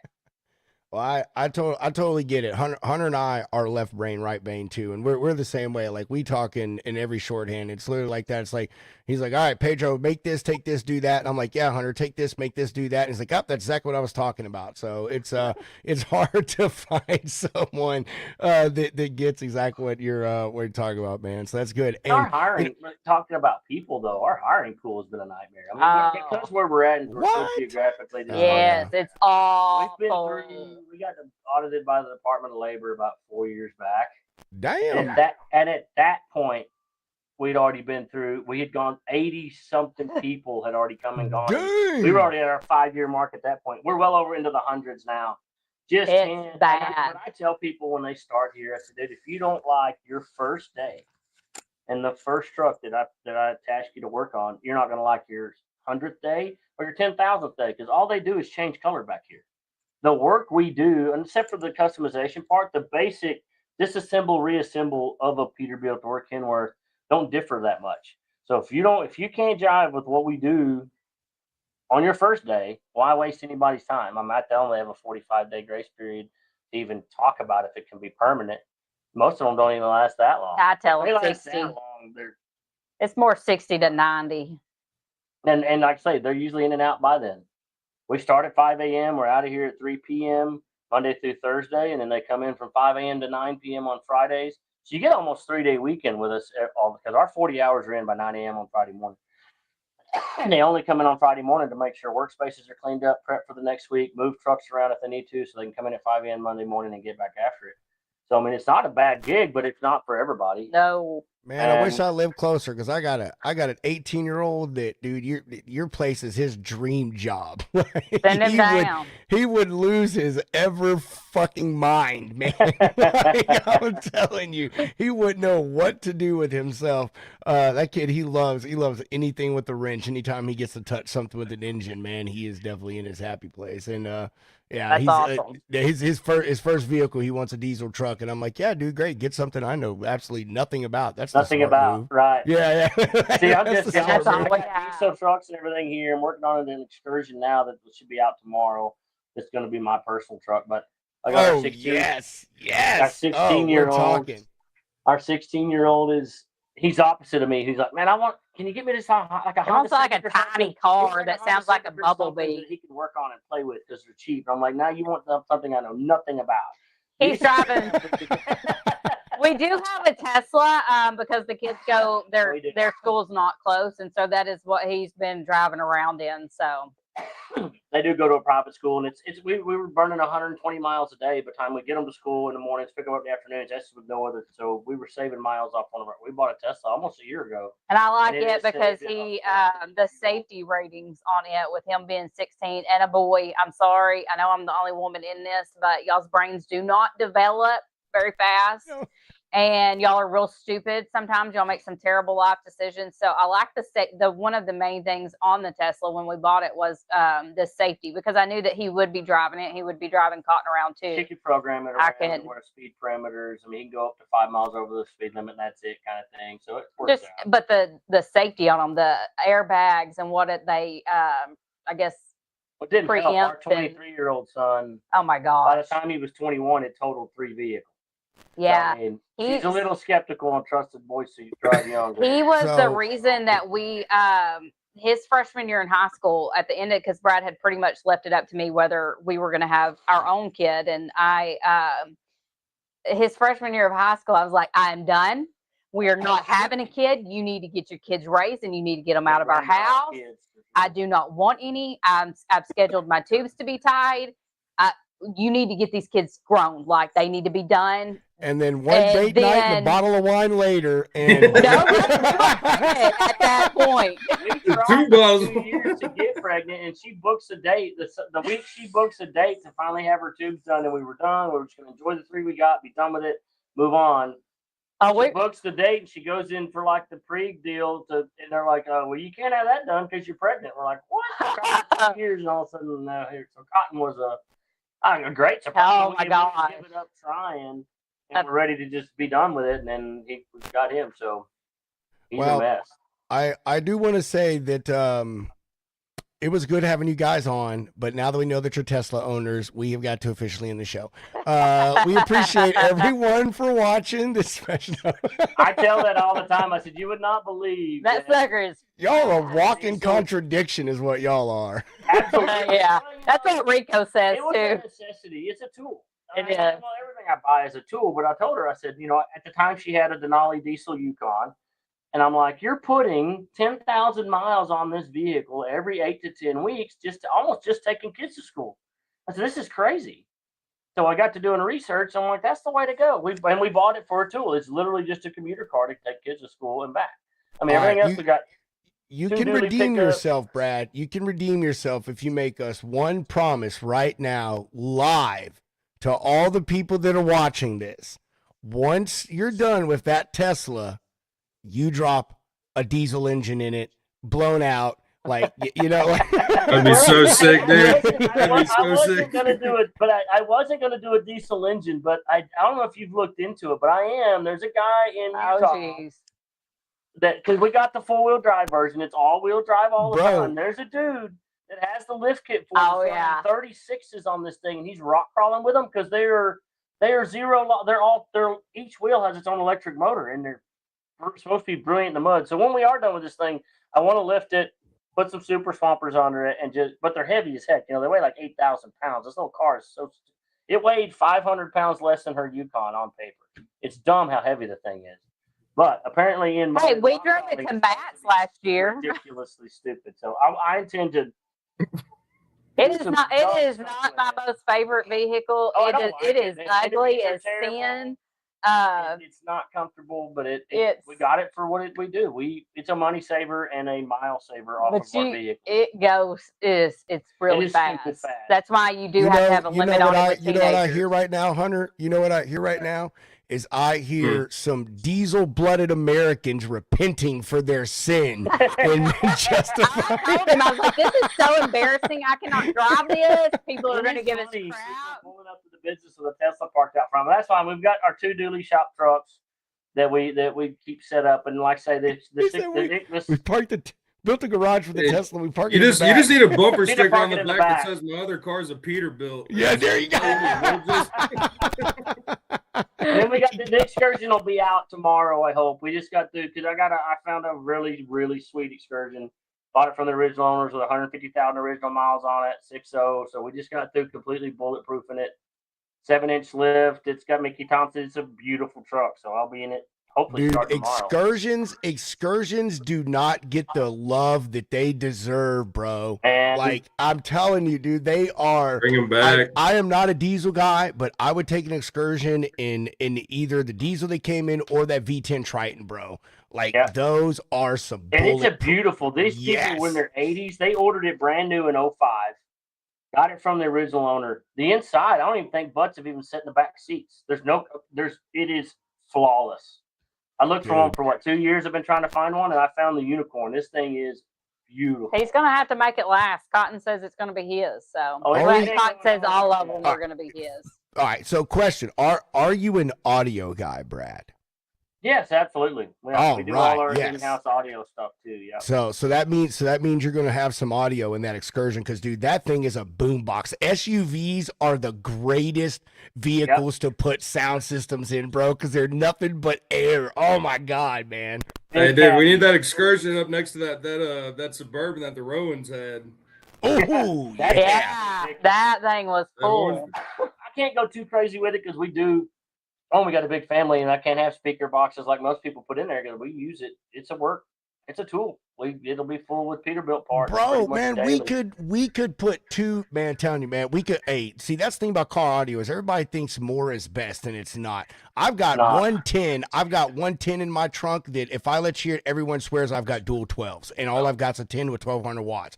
All we need in that excursion, Brad, you stick with me here, dual 10s, one in each side, 1,000-watt amp for each one, a good set of interior speakers. I think we go with eight interior speakers, maybe Infinity, JBL. Bro, we'll be beating the paint off it, and you can still load a piece of plywood in the back. Let's go. Yeah, we're going to have to log out of this conversation. Because you can even put them in they don't realize that those excursion rear doors that are just a blank panel, they're 9 inches thick. Dude, I love excursions. That is so cool. You got one, man. Like there's a guy for a long time. Man, there's a guy around here. He's got one that's murdered out. It's lifted. It's done really nice. I would say probably just in the lift and tires, that guy's easily got 10K. I mean, it is done. That's what this one is. Yeah. Really, really well. It's got a sound system. He took because back in the mid 2000s, man, Ford was really lacking on the interiors. So he gutted the interior and he put a King Ranch interior from a newer Ford inside of it. So all of the seats are King Ranch. Oh my god, like it's that really was done my good. plan until I found this one. And the interior, you can't touch it. It's too nice. This was their first limited I think it's platinum edition. It was an 05. It was last year they built them. But it's perfect. My intentions was to get a donor King Ranch, do exactly what you just said, do that long center console, modify it up to under the dash, make it all look factory. But I can't take this stuff out. This stuff it's literally perfect. So, which is great because when you've got a long-term truck, I like every 2 years do something cool to it.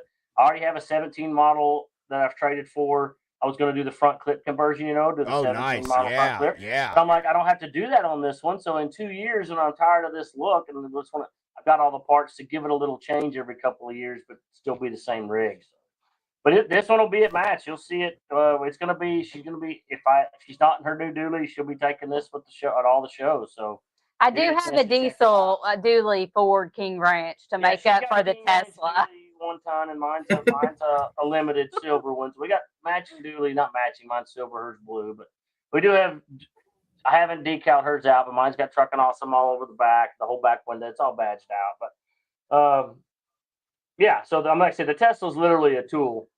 And it stays parked at the house, and we're not running. If it's Monday through Thursday, they only go to school 4 days a week. So Monday through Thursday. Brad, we forgive you for your sins, bro. It's okay. You can stop repenting. It's been Brand more here recently because he's been in my truck. I'm like, get out of my truck. I would like to drive it. Hey, if I need this excursion. if I need to go have Hunter put on the Father Freight costume, all right, and do a freight confession right here live, we can make that happen. I was pretty disappointed when I got the tag renewal and there's like a $200 electric car fee on there. I was like, this is so They stupid. built them in Texas. welcome and they to charge us Texas, bro. $200 a year Yeah. to drive it on their highways because we're not paying the oil tax. It's supposed to be going to highways in Texas. Yeah, well, So they charge you $200.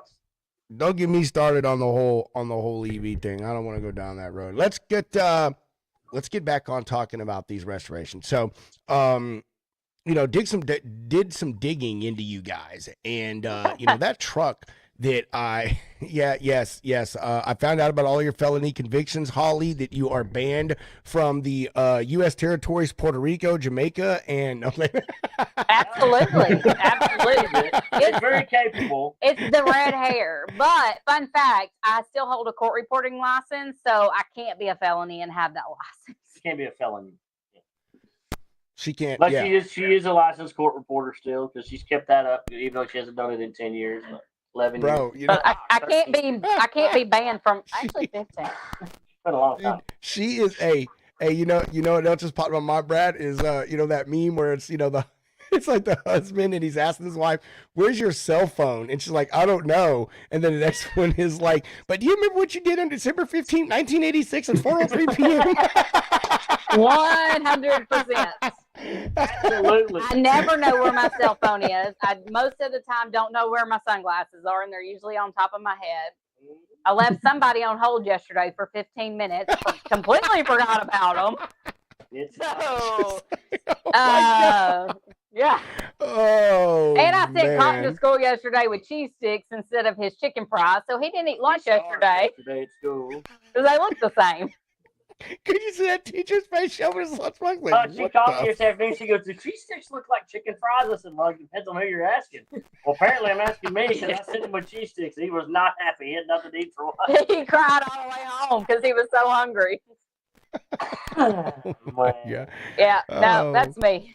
Well, so all right. Anyway, so did some digging on y'all, doing some research and everything, and the truck that I used in the flyer yesterday and the intro video today, I saw is apparently one that you guys have yourself. There's a personal project that y'all built, and want to kind of hear a little story about that, man.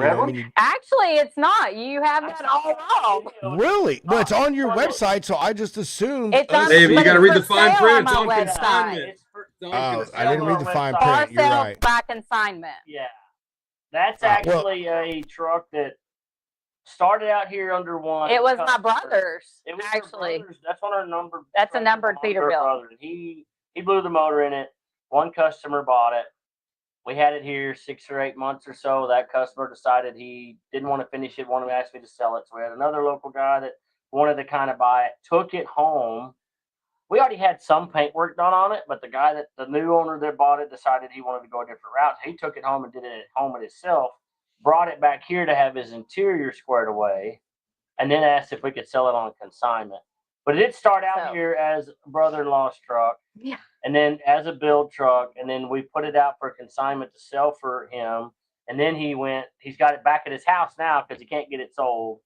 It is for sale. So if anyone's interested in purchasing that, it's number 173? 177. 177. Then, y'all can still holler at us. It is an awesome truck. It is. It's 0 mile. That's the first one we ever built that I actually went to Kansas City and picked up. That they couldn't even use the motor for a core, so that truck has a 100% 0 mile B model cat motor from Cat. 100% top to bottom.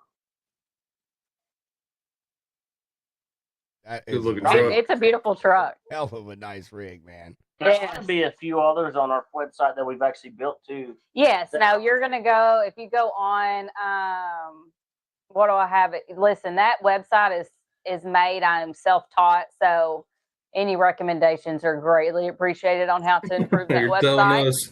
For sure. I think there's like paint and body work or something on there. Yeah. Oh, yeah. It sounds silly, but I've never even been on our website, I don't think. I feel like I've seen this truck. right here. Oh yeah. Oh yeah. Yeah, I think I saw it's this also- one up it in was Grand also Tool. for Pedro, I think we sale, posted yeah. this truck. Yeah, we didn't actually do a full restoration on that. That was kind of a touch up paint job and a re-clear. Did a And lot then of custom got- work on the deck plates He and ended stuff up like getting that. sick, didn't he? He did. He got Yeah. cancer. Thought he was going to die for a while. It was pretty rough up and down, but he did make it through. It took him about 2 years. It was for sale for about 2 years. I don't know. One if of it's still with it or the not. one of the trucks in the intro video, Hunter. I don't know if you can see it because it's at the very bottom of the frame, but it actually has an award from. It just says Top Gun Shootout. I'm assuming it's Rand Tool, but it has an Yeah, that's the award, one. and So that in the picture it says interior by Truckin' Awesome. Truckin' I Awesome, believe yeah. is what the little plaque says.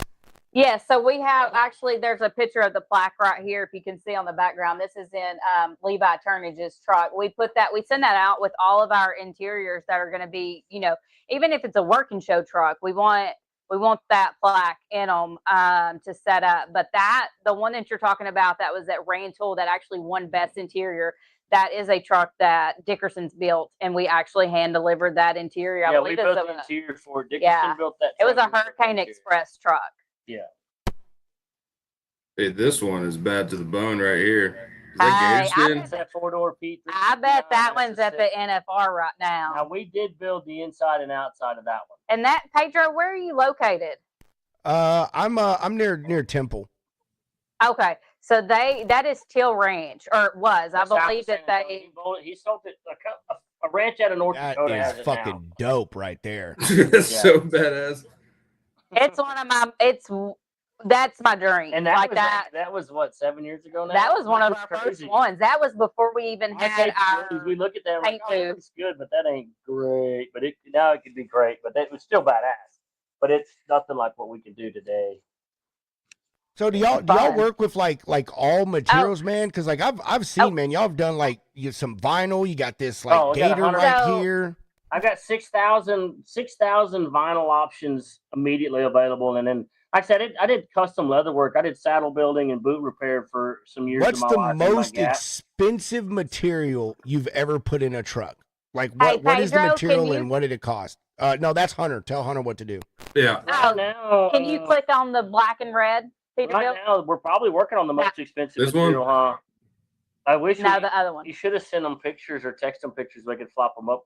We've got a 78 Kenworth here that's yellow, full custom button tuck interior, hand button tuck, but it's actually real Italian cowhide. It's taken, what I say, 13 full cowhides to That's build this insane. because I hand wrapped every Holy square inch of the crap. dash, all the AC boxes, the blower box under the dash. And I you- cased in Dang.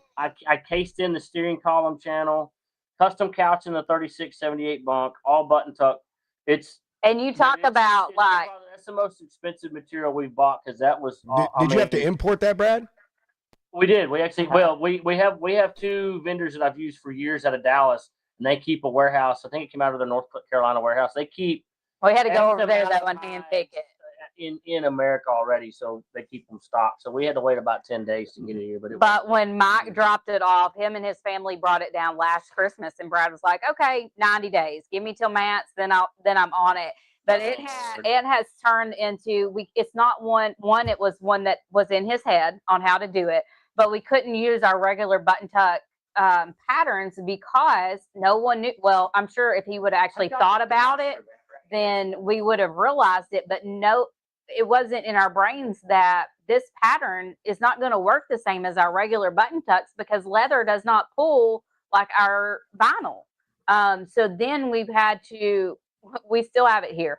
And it's pretty well wrapped up. It's just, yeah, we're going to take it up to Utah for the guy. See it in that, but that's it. That's just one of his door panels, but that's Dang. 100% dude. Italian leather with two-tone leather. Every button's handmade on a button machine. That Both is cowhide dope, leathers. bro. That is dope right there. And this is his personal truck. They're a super, super nice family up in it's Utah. And since it has taken longer, I mean, when Brad told them 90 days, I almost had a stroke. But because I knew what it was going to take out of Brad. That's not just something with that kind of money in the cowhides. It's not just something he's going to turn me loose with. So kind of to make it up, we're going to take it up there to them. They brought their cab and their sleeper here on coasters and rolled it off. This is his personal truck. It's got a 36-inch sleeper on it, but they do that Peterbilt big hole ring in it. So I don't know what he's over there looking at right now, but they're on the seats. Oh yeah. So it's pretty much just kind of make up. Plus, there's snow up that way, so we may. So Holly, do y'all help like design this stuff with them? Does a customer need to come to you guys like kind of with an idea, or can I just come and say, hey, look, I have no clue what I want to do, but like I just want something cool. How in depth do y'all go? You can give so like I actually had it both ways. Levi here, Levi Carnage, who he was at the show in Atlanta, which was a huge surprise. It wasn't even on their radar to get invited to that show. Another super awesome family. He came in, they had already had the flooring and everything done inside. They came here, they brought the truck off before the Nacogdoches show and kind of went over a little bit of what they wanted, but then they also gave Brad full reign. So we ended up spending 6 hours here and we changed everything they thought they wanted before they left. And then I even changed it again before they actually he had a lot. They weren't picky on the price, like what they were going to have to end up paying, which obviously lets us really free range, really let Brad's brain go. I mean, he had custom amp boxes ended up being made. And you talk about a stereo system, that kid will blow you all away. 4 competition speak 10 inches in there. They weighed 127 pounds a piece. I had to build the speaker box, which became the bunk bed platform, and then wrap all that. Well, the amps alone, when you're in a 48-inch flat top sleeper, you're limited on space. We had to gut everything, and we mounted all the amps. I think we ended up having 5,000 watts going to that or something. It was an insane amount of power. But I had to build custom cabinetry. They had to be mounted to the front walls of the sleeper. I had to build custom cabinets, but they had to be vented. So I came up with a punched aluminum, really fine punched aluminum vent screen, inlaid that on all these cabinets, wrapped them all to match the interior. So they didn't really stand out. They were kind of a focal point to look at, but you didn't realize until you kicked it all on, you could see the little bit of the glow of the amps in there, why they had screen faces on them. But it was way more than what they were thinking. And wrapping the speaker boxes and all of that. I mean, they didn't even care. They were just floored. They loved it. It was way more than what they could have ever even dreamed that we were capable of doing. But then 2 more forms since then that we shipped interior. But then like the next one that they ordered, it was they wanted a 359 interior and a 379. Not a big deal. We do them. I'm running one right now. That's super easy. There's no customizing to that. You put it in there and you run it, and it's no big deal. But now the other one took a lot with Brad, just because that he is the customized person. Anytime someone calls and they're like, "Hey, are these colors good?" If I think that they're going to be good, him and his mom, who is our office manager, will no. Normally my color combos, they say, are not going to look good. So I usually leave. If somebody leaves that decision up to us, I'll leave that up to Brad pretty much. We'll travel. I do quite a bit of traveling to meet customers too. Because I mean, when you're talking a full, like a frame off build, obviously it's a lot of money, but an interior can be pretty expensive too, depending on the customization. So I was in Wyoming, 10 weeks ago. Drove up there on a 3-day turnaround, 20 hours straight through, spent 2 or 3 days with a customer that was been on the fence. We're actually going to do a full restoration for him now, but it just kind of puts them at ease. I can bring all my vinyl books with me, because getting in and out of those and coming down here and see us, a bunch of dry runs, a lot of people just can't do that. And we've been blessed enough that I can take 2 or 3 days here and run up there and meet with customers. I was in Southern Louisiana last week with we'll have 2 interiors. He was in Southern Louisiana, because we will have 2 interiors in the Matt's build off. So obviously Rethridge is one of them, and then we've got this guy out of Louisiana, and that was a fun story because I actually built some custom couches. We built custom couches out of these fuel tanks. Been doing it for 8 or 10 years. I saw that. My son totally is like, "Dad, you so got to get one of those for the garage, man." Yes. Yeah, that one that you saw online, that one was a big surprise for Dickerson, Dustin. Yeah. Molly had that made for him for his birthday. So that one's awesome. But yeah, we Premier Materials Inc. I've built some stuff for them in the past, but we're doing so. We have two of the 5 build-off trucks for Matt's this year. We've been. There's only 4 in the build-off. 2 of those will have our interiors in it. We've been commissioned by 2 of those competitors. We'll have more there though. I mean, we'll have 20 trucks with our interiors in there. And Cotton says he will have a truck at 2027, Matt. We're gonna have to get 2 interviews from you guys at Matt's. We're gonna have to get one with the interiors, and we're gonna have to get one with Cotton. Like, absolutely. If I can assure you, if he wouldn't have missed so much in November, like I said earlier, I had to go to the school yesterday, but if he wouldn't have missed so much in November, he would have been here today. Yeah. Do y'all? I don't know. I can't remember the kid's name, but there's a young boy that he's huge into farm equipment. This kid has gone like the little tractor kid. Yes. Yes. Mr. John Deere himself. Yeah. Y'all talk about Cotton. That's who I think about. Yeah. That's Cotton, but with 18-wheelers. Yeah. That kid's a trip, though. I know who you're talking about. I like. Yeah, dude, that kid is so smart, man. Like, But do you want to know what's really funny? So, like, we grew up showing animals, and so my big dream for Cotton is we're going to show cattle. So we're getting there. We'll be in 3rd grade next year. He can start showing. So I'm like, all right, let's start getting this on our brain. Show trucks. Well, so here's my 1984 Kenworth 100. Listen, so Mama wants to show cattle. Dad's like, whatever. If that makes you happy, it's not even about what makes Cotton happy. If that makes you happy, we will show cattle. I'll do whatever you want. And then Cotton goes, no, I don't want to show cattle. I want to show horses. And Brad's like, oh no, like that's really expensive. We can't go down that rabbit hole. Oh no, we're going to bypass the horses. And him and his daddy are building a truck. So let's just go ahead and skip it all. We're not showing cattle. We're not showing horses. We're going to show trucks. He actually has a registered farm. It is registered. Yeah, he does. It's our farm that we created for him. It's called Broke Best Friends Farm. That's what it is. So Broke Best Friends Farm will showcase the Kenworth at Matt's in 2027. Lord willing, and I'm still here. Lord willing. Not in the build-off, but it will be there. So, but I win on that deal. Like I said, I don't have to feed that thing. It's perfect. Hey, you got to feed it diesel, man. So the payoff. Yeah. Hey, Mama's not getting her way again.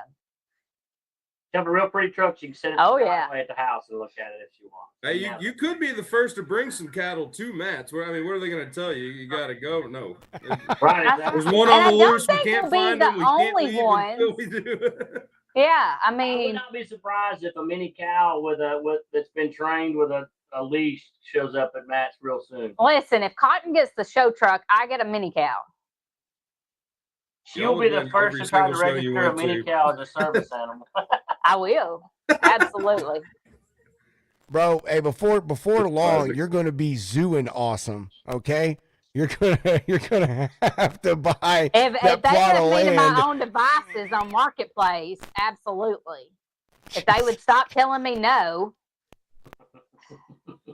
Oh man, I'll tell you. I don't like the word no. He didn't know the word no. I know that would work out though, because I mean, like you see people with monkeys in their cars, birds. Dude, there was a lady with a kangaroo at dragging and pulling in the pines. Okay, well, did you see the lady with the 2 goats? I'm hearing about this. Yeah, the lady with the 2 goats in the stroller at Matt's. Yes. Yep. That will be me, but with a mini fluffy cow. And the lady with the monkey, she does go to a lot of shows. Yeah. But she won't let you hold the monkey, which was really disappointing. No, she treats that monkey monkeys are fucking mean. It's not disappointing. Monkeys are vicious, mean animals. Listen, I wanted that little monkey. According to her, they're very susceptible to diseases and sicknesses from humans, so she don't want you touching it. Dude, like kissing on babies. I watch a lady on TikTok. She's into the whole like exotic animal stuff, and she has 2 monkeys that she cares for, and those things are absolute fucking terrorists. Mm-hmm. So I had one. And she's always like, they're trained. I don't know who trained them, but you need to fire that person. Yeah. I had that on my wish list, but I had a lady that told me they're very territorial and they only attach to one human. And she was the human that this one attached to, and it started going after her kids. And it was a little one, like the little bitty ones. and they had to get rid of it because you didn't get near her. No one was allowed near her. My great uncle, I can't remember what he had, but same thing with him. So he had rescued a monkey from from some person that collected animals locally in Mississippi. They died, and he just took the monkey in, and it was small. And same thing, the monkey imprinted on him and became extremely attached to him, and it started like attacking my great aunt and then their daughter, my aunt, and eventually my great aunt told him, like, look, you gotta get rid of this thing. Like, it's literally a danger to us because we can't come anywhere near you. This monkey attacks us. So they're crazy animals, man. Brad, I think what she's saying is if I get this monkey, Brad will stay the hell away from me. No. That's what I'm thinking. He'll stay at the office more, he'll get more work done, and then I'll have more money to buy more animals. He never knows what dogs he's going to come home to, so that's for She sure. blames it on rescuing, so we've got more dogs than we need to. Rescuing. And Look, chickens, honey, lots of chickens. Look, I found this dog in the mall parking lot. The nearest mall is 120 miles away, lady. Yeah, What were you doing? Yeah, exactly. Hey, I texted him this summer because Cotton wanted a dash hound, and Cotton loves animals just like we do. I mean, which he can blame me. He loves animals, so I do love animals. he loves them. Animals love me. I don't know why they just kind of link up. It's weird. But we surprised Cotton. Their human mom and dad passed away, so we surprised Cotton with this 9 and 10-year-old mom and daughter set of little dash hounds that I thought were going to be little. They're like the full. They're the full size. They're big. Full size dash hounds, however big that could be. But Yeah. 2 feet long, but only stand like an inch off the ground. But they're mean, but they're hilarious. They're awesome. Dachshunds or dash hounds, whatever they're mean. They are mean dogs. I had an uncle that had a dachshund. That dog was horrible. I hated that dog. We love them so much. It was only nice to me if I was giving it a treat. Oh, look, she got a phone call. See, she put it on Do Not Disturb and it didn't work. That's actually a first. I don't know if that's what happened or not. It's been a good show, man. Dude, I've been loving talking about this. I so want to come and check out their property, dude. If they live in Paris, they're like a 4-hour. I need to make an East Texas tour. I need to go see Truck Show. Oh, I need to text Joe. Joe said he'll come on this Friday. So I need to text Joe. But I need to go hang out with Truck Show Joe. And then I need to go to Red Devil Truck Wash. And then I need to go hang out with Todd and check out the Whiskey Myers trucks. Like, dude, I need to make like a whole East Texas freaking tour, bro, and go visit everybody. Yeah, definitely. Always talking about all these great people from Texas. You never go and hang out with them, so I'm starting to think I that. I know. It's all a show. There we go. Right, they're back. Put it on Do Not Disturb, and it didn't work. It is on Do Not Disturb. I'm sorry. No, we don't. I told her we have iPads and laptops. Why are we doing this shit with a cell phone? That's what I said. She was like, "Can I do this with a phone?" I was like, "Really? A phone?" I know. I told her. Hey, you didn't say nothing. You said sure. I said, "Why are we?" And she's got one. I'm like, "Why are we doing this on a stupid phone?" That don't make any sense. Just what it is, man. It's what it is. Some people's kids. Hey, if you're on a phone, you can show us Bertha. I thought I was the only one that still said that shit. I say that shit all the time. Like, man, some people's children. Some people's kids. What did they say? Hey, if y'all are on the phone, you can show us Bertha. You want to see Bertha? Oh, the machine? Uh-huh. Oh, since you're on the phone, yeah, we can show them that stuff. I mean, that's what I'm saying. I didn't know we could go mobile. Yeah, heck yeah. You do that. We can show you the paint booth. We can show you all the things. Yeah, we're semi-professional shop critiquers over here. I got to figure out how to turn my camera around though on here. I think you got 3 buttons at the bottom, and then it'll have the little switcheroo button there. What's up, Nate? Arrow button up on the front camera, Okay, back camera. There you go. There it is. Heck yeah. Put the camera to the side if you can so we can get the full view. I don't know how you did it last time. I think it's like the same. There we go. Wow, that is like messing with my brain.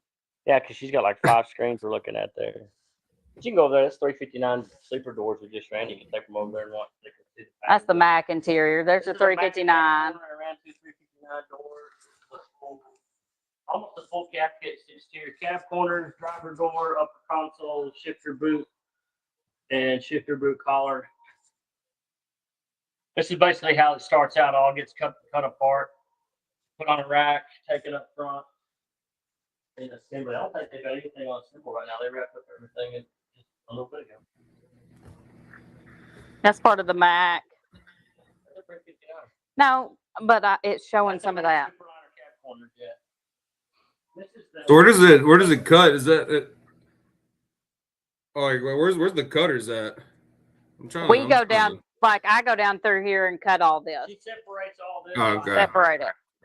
And with the router tables in the back and run all our panels on, we'll show the rack. Maybe show them my desk over the spot. That's cool. There's the dog. Oh, hey Cooper. It's all a mess all the time, but this is that's my Superliner stuff I'm working on. It's a full cab kit, a Superliner and RMAC model. But the main thing, like I'm going to zoom out. Like this is all wow. this is all my 359 patterns that I had. These are just the stitch version. So small hole 359, big hole 359 with a 36 sleeper. That's the headliners, cab corners.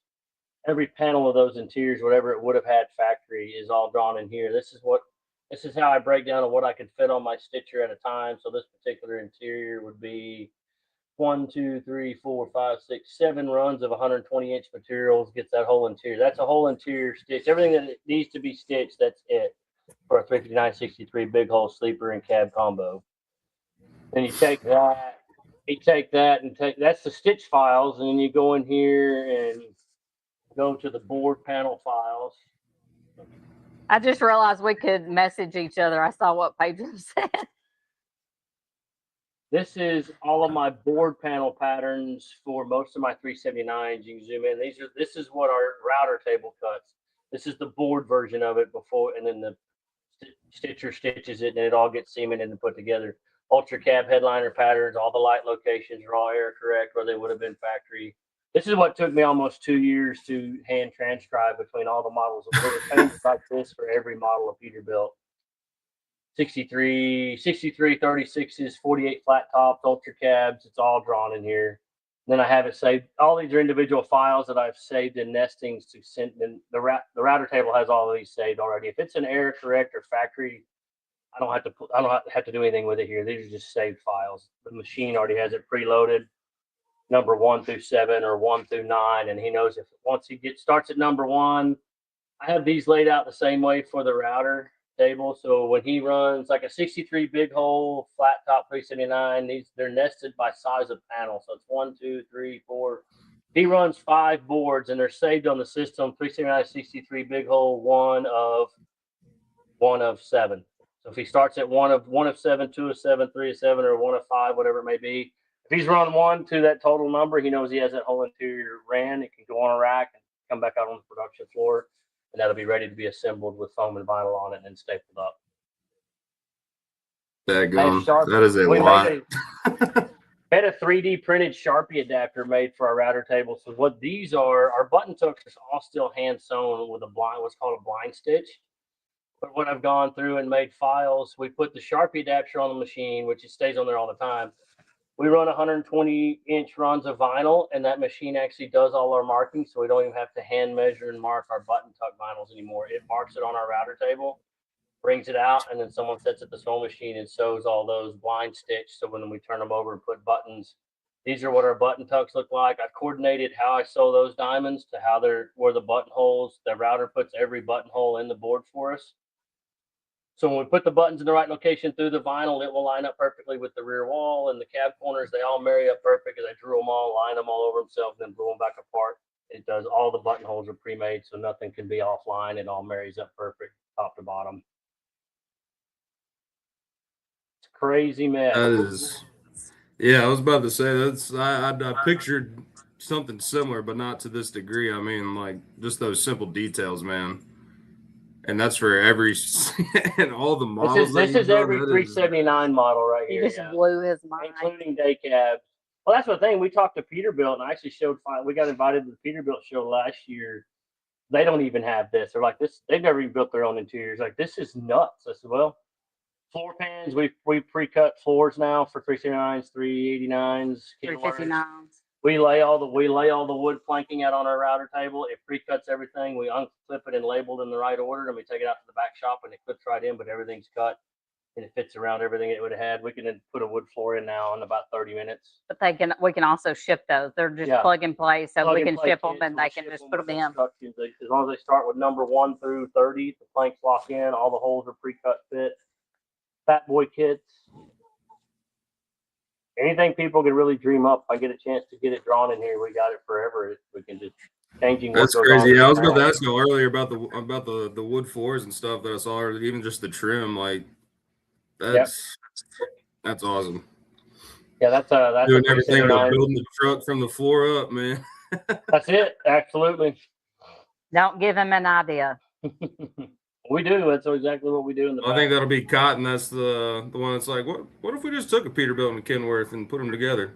Uh-huh. Oh, Oh, yeah. He's been looking. We're trying to do a double eagle sleeper. I'm trying to get my hands on a double eagle sleeper so it kind of not be 100% Kenworth just for the space. But and I'm not married to either one, but that's what he wants or likes. I've got some cool designs. Actually, you need to show him. Where's that floral rolled up? The new stuff coming out for this year. It's right here. This is actually Hey, Joe, you know, had them. It looks like tooled leather, but it's actually run with my CNC stitcher. This is the kind of stuff I get that stitcher to do that it's not supposed to be able to do. Dude, that is so dope. Oh my god, that is so sick right there. That's a dude, that would be a flat top Peterbilt headliner. Oh, I was about to say, is that for the back wall and the sleeper? That's what I thought it was. That's nice. No, this is actually above the head. This is a full size 379 flat top sleeper headliner pattern. Oh, that's sick, man. Pretty crazy looking. That is. So who draws up these designs? Him. Yeah, I draw them all. And like I said, people can send me company logos or whatever they can dream up, man. You think you can put this in a digital file somehow and make it stitch it? So you drive a Tesla and you're an artist. Oh my god, Hunter. Sounds like Texas people. No, that is. Oh, amazing. you better fucking stop. I'm joking. No, that's incredible work. Golly. You know who Cotton needs to meet there, Pedro? Ethan Talamo. Mm-hmm. Because he's the engine They'll guy. lose it together. Oh, yeah. Or they'll make millions together, sounds like. That's cool. Dude, that's so crazy. Like I've been looking at all these interiors the past, 2 years we've been going to shows. And every time I'm like, man, like, dude, like, how the hell do they do this stuff on this scale, man? It's like, this is absolutely crazy. This is what gives the true appreciation, though. I ain't just go online and buy it. Like, it's what we've been talking about. It's the attention to detail. It's in the details. Bro, Awesome. I think when it comes to anything with an engine and someone wants to put some serious money into it, like, I mean, the things you can get out of that are just simply amazing, man. Like whether it's semi trucks or just 4-wheelers or whatever, man. You know what I mean? Like we're at a point right now that with technology and capabilities that like if you can dream it, someone can make it on a machine, whether it be 3D printing or AutoCAD or whatever it is, stitching, like distributing ice cream, which is still the funniest thing that this shop was running side by side with the distributor.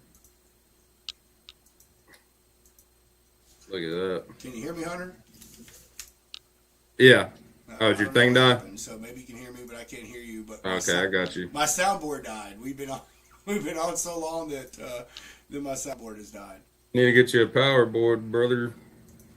I have no idea what you're saying. It's all good though. There's one of the cabs.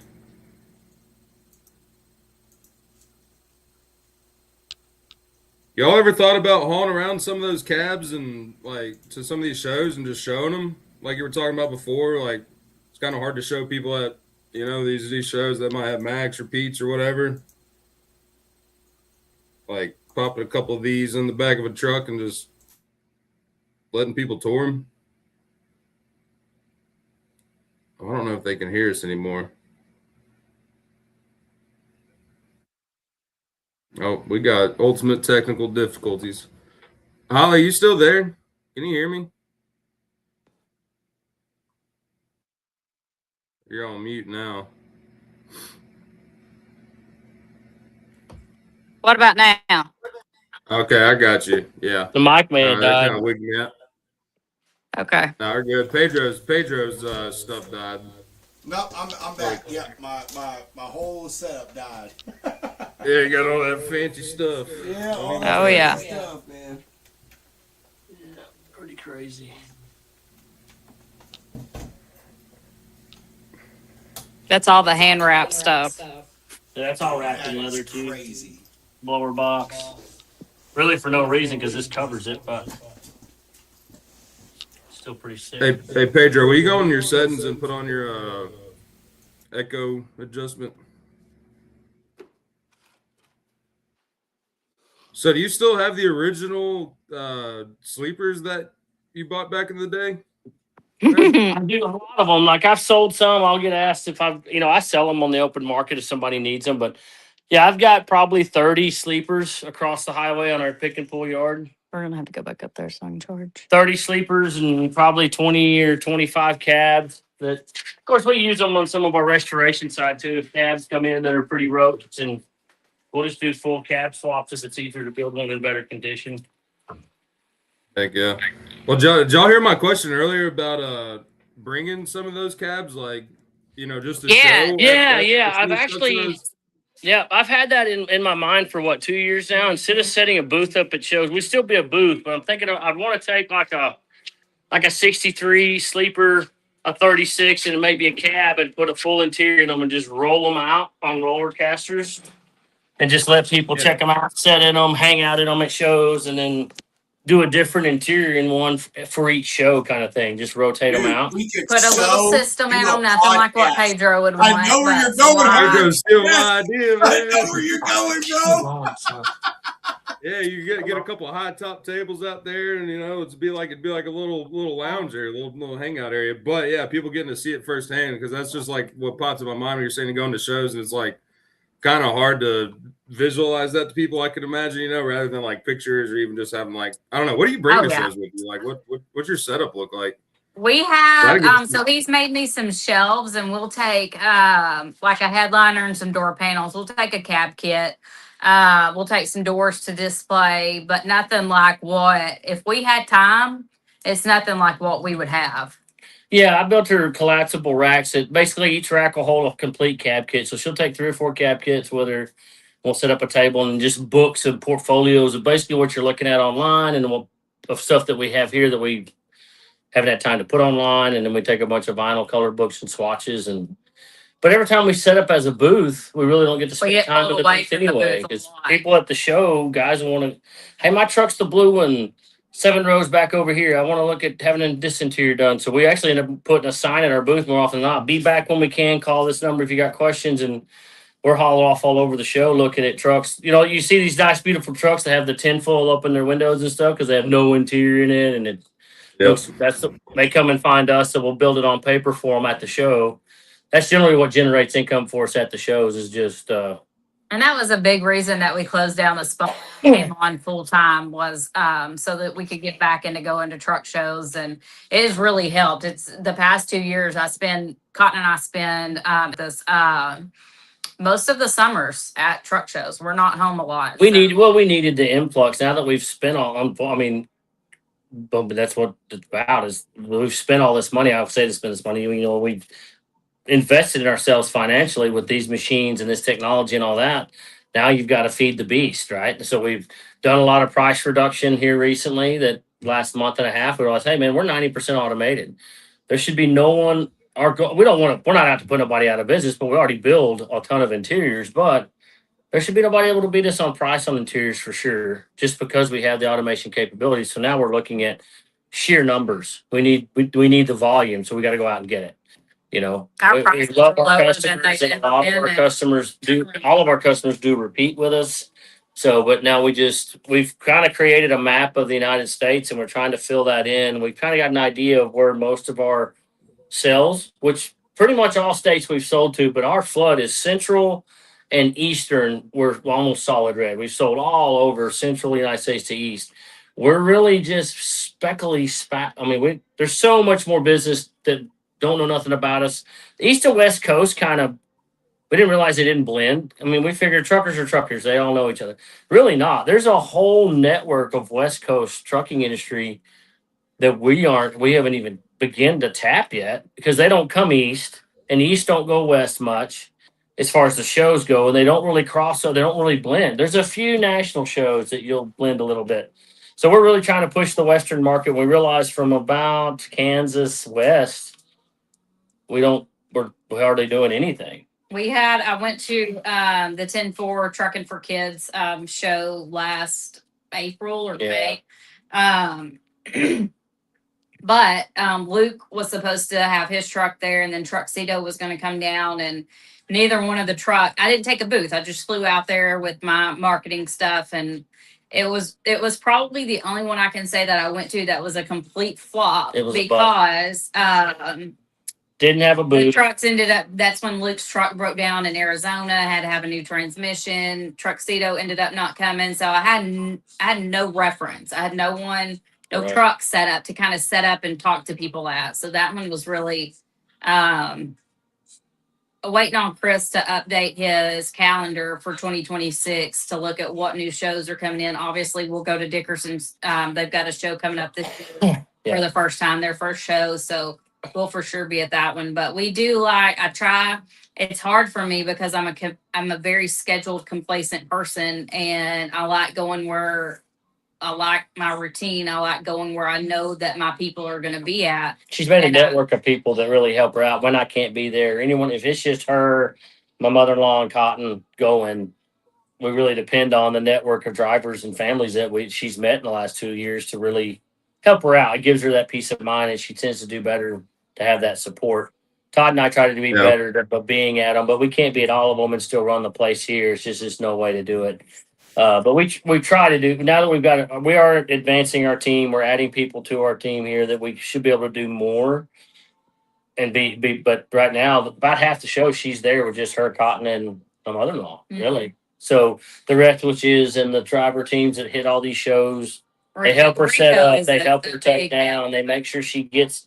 I mean, we're both gun toting Americans, so she's got weapons with her everywhere. I'm not worried, but there are people that make sure they get where they need to get and they're safe at night, things like that. So, but we I don't know where I was going with all that.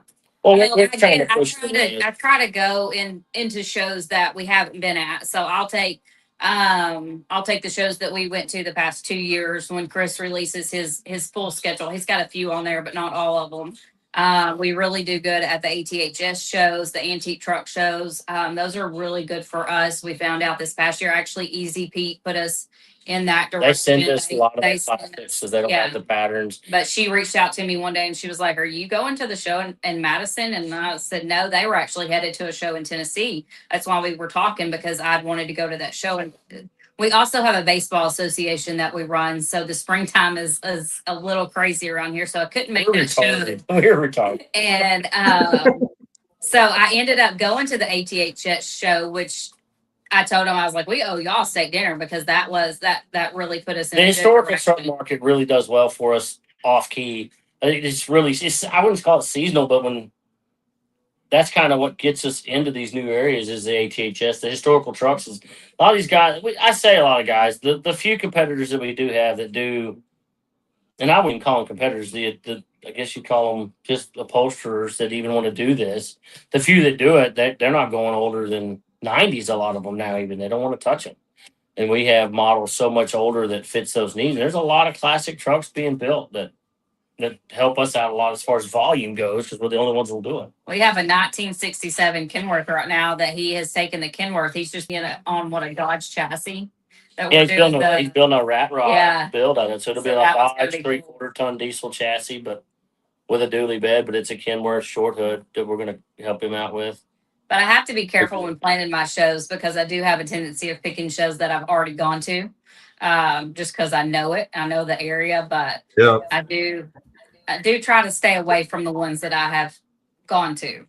Well, we at least a year gap or so. Yeah. It's just one complacency, and then it's all about getting in front of new people. Now that Iowa 80 show, that just seems to be a big show in itself, and I did regret not going to that one this past summer. Yeah. No, do not be regretful about it. I went for the first time. There were 3 tornadoes, and the first 2 nights got flooded out before the sun went No down. kidding. Yeah, That was a wild thing, man. Because we ended up picking another show in its place, so that's why. That would have been a train wreck for Well, you. it was because I would have had to go to that one weekend, and then I would have had to have been pick up our truck in Pennsylvania and go to New Hampshire, and so it was just too much right there. Yeah, that's kind of where we're at. You know, like the community that you meet, like our southern shows. Like I'm here in Tennessee, so like large cars, guitars, or mats, or anything that's kind of local. You know, the southeast, or even kind of hacking into the Midwest now. But it's good to have that community. But yeah, like when I went to Rantoul, I was by myself. I knew nobody there except for like one dude, and it was just like, all right, let's see what happens. Rantoul, and this year they had a lot of weather too at Rantoul. Yeah. The Jake I didn't get to make that one either, and that one's being taken over by Chi-Town large cars. They're taking that one over this year for that family, so that's awesome. Yeah, I like do want to get to that large cars and guitars though. We wanted to get to that one this year. Just couldn't make it. Yeah, y'all would love that. Now that they're doing it at Bristol Motor Speedway, and there's a chance they might be running down the drag strip, but that's been one of my favorite shows. Like that was the second show I went to after Matt's last year, and it's where I met like most of our support network there. But it's just great people. But yeah, the antique ones that you're talking about, like up in New Hampshire, we see old Dean Croak going up there all the time, and then the only one that falls grumpy Peterbilt. Yeah. Well, I mean, he is. He's a mess. He's all over the place. Love him to death. But yeah, he'll be in New Hampshire and then like spend a week out in Oregon just videoing trucks off I-5. Right. Now he's in Canada. In Canada, yeah. I think that's what his social media said. He was going to Canada, so he'd keep up there. So that's another market. We do quite a bit of stuff in Canada. But I've heard setting up booths in Canada. I hear it's a nightmare. Yeah, that's the only reason they tried it or thought about trying it. Molly did it this past year, and that she just gave me some insight on it, on the markups and everything that you have to do just to cover the cost. Yeah, the insurance you have to even set up a booth, and it was a But lot. I think what we would do well in Canada would be just showing up, because we do have some trucks that are at some shows in Canada. That would be something we would just go to, hang out with the guys we've done trucks with and kind of open that network up, because it's kind of like the West. They don't know anything about us, but then when they meet us, it goes nuts. They're like, dude, we've needed y'all where y'all been for 30 years. I'm like, well, it's so weird. There's just a disconnect, almost like a wall. That little yellow Kenworth, when we get it delivered to Utah, he said, man, because he's big in the western side of it. He builds about 8 trucks a year. They get a lot of attention. He hits all the shows on the West Coast, or a lot of them. He said, man, it's going to get some attention. It'll be. Then I said, well, that's what we need. That'll do us more than wasting our time trying to go meet people cold call. Wait till he gets that truck wrapped up in the spring, and then go hit a few shows he's going to be at and just visit with folks with it. That's helped us more than anything. Just standing there with your work, they can look at it and kind of go from there. We've got to start that route. We have recently done some interiors for Jeff up at 12 Gauge up there in Canada, and so I'm hoping that helps. He's on his second one right now. He installed one about a month ago. Mm-hmm. So I'm hoping that helps expand the Canadian market for sure. He's got a big market there. Mm-hmm. Super nice guy too. That's one of those conversations where their brains just go, I just have to leave work the same. Yeah, no, that's Canada though. Like you got to have an in, or else they're just. I always call them the nicest assholes you'll ever meet. Like I lived in Montreal for a few months doing some work, and it's just, I don't know. It's like America, but everything's moved 1 inch to the left or the right. Right. I don't know, however you want to mark it up, but yeah, the Western market though, it's different. Like Pacific Northwest, I can see y'all killing up there because there's a lot of nice trucks. You get in some different markets, but absolutely, yeah, that's the classic. Like I was saying, get one truck out there and then just go out there and shake some hands, and then Yep. You know, you'll see them again, and that's where the fire gets sparked. So that's We've cool. got a few trucks up in the Northwest we've done but I really want to get to a couple of those logging and trucking conferences up there. We've got a really good family friend I went to school with that he lives up there now, does all the Portland stuff. He actually sells lubricants for trucks and things, but he's got a lot of ends up there. We really need to go up there and spend a couple of weeks and he's got clients that would visit with us that are interested, but they just want to meet us. They don't do the internet. You know, that's old school 6, 7 generation log companies that they build a couple. They got their show trucks and then they got their fleet of work trucks. And some of them have their whole fleet looks like working show trucks. And they won't do interiors, but they don't make it to shows. You know, those woods guys like nice stuff, but you got to get up there and get in front of them. They're not going to go begging for it. There's a huge logging conference up there that does really well. I think we would do well to set up there just to have a place for people to come. Because we can do, and we're looking at bleeding into other markets too. Now that we can, the mass production capabilities that we have, there's other markets out there. It's just we don't have a chance. We don't have the time to try to build a PR team, try to build new markets, try to design new stuff, and still get work done. You know. I am the PR team. Yeah. You're looking at her. I don't know how y'all do it. Running a baseball team, organization.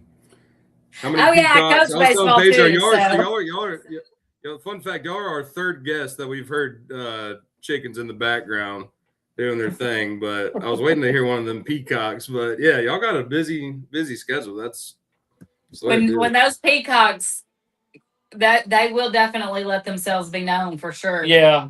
Most They're of them are in their teenage stage right now, so they haven't found their voices. But they'll scare you to death. It sounds like they scream help. Yeah. Y'all ever used any of their feathers in like some of your interior stuff? We have not. We have not. That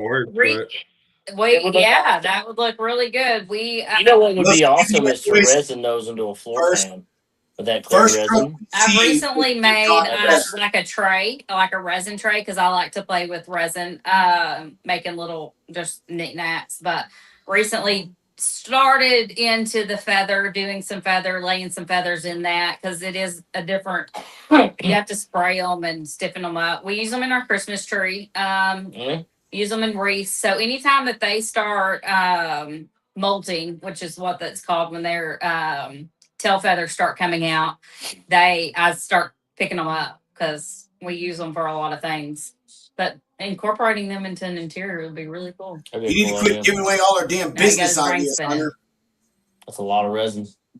A whole floor pan. Everybody gets one for free.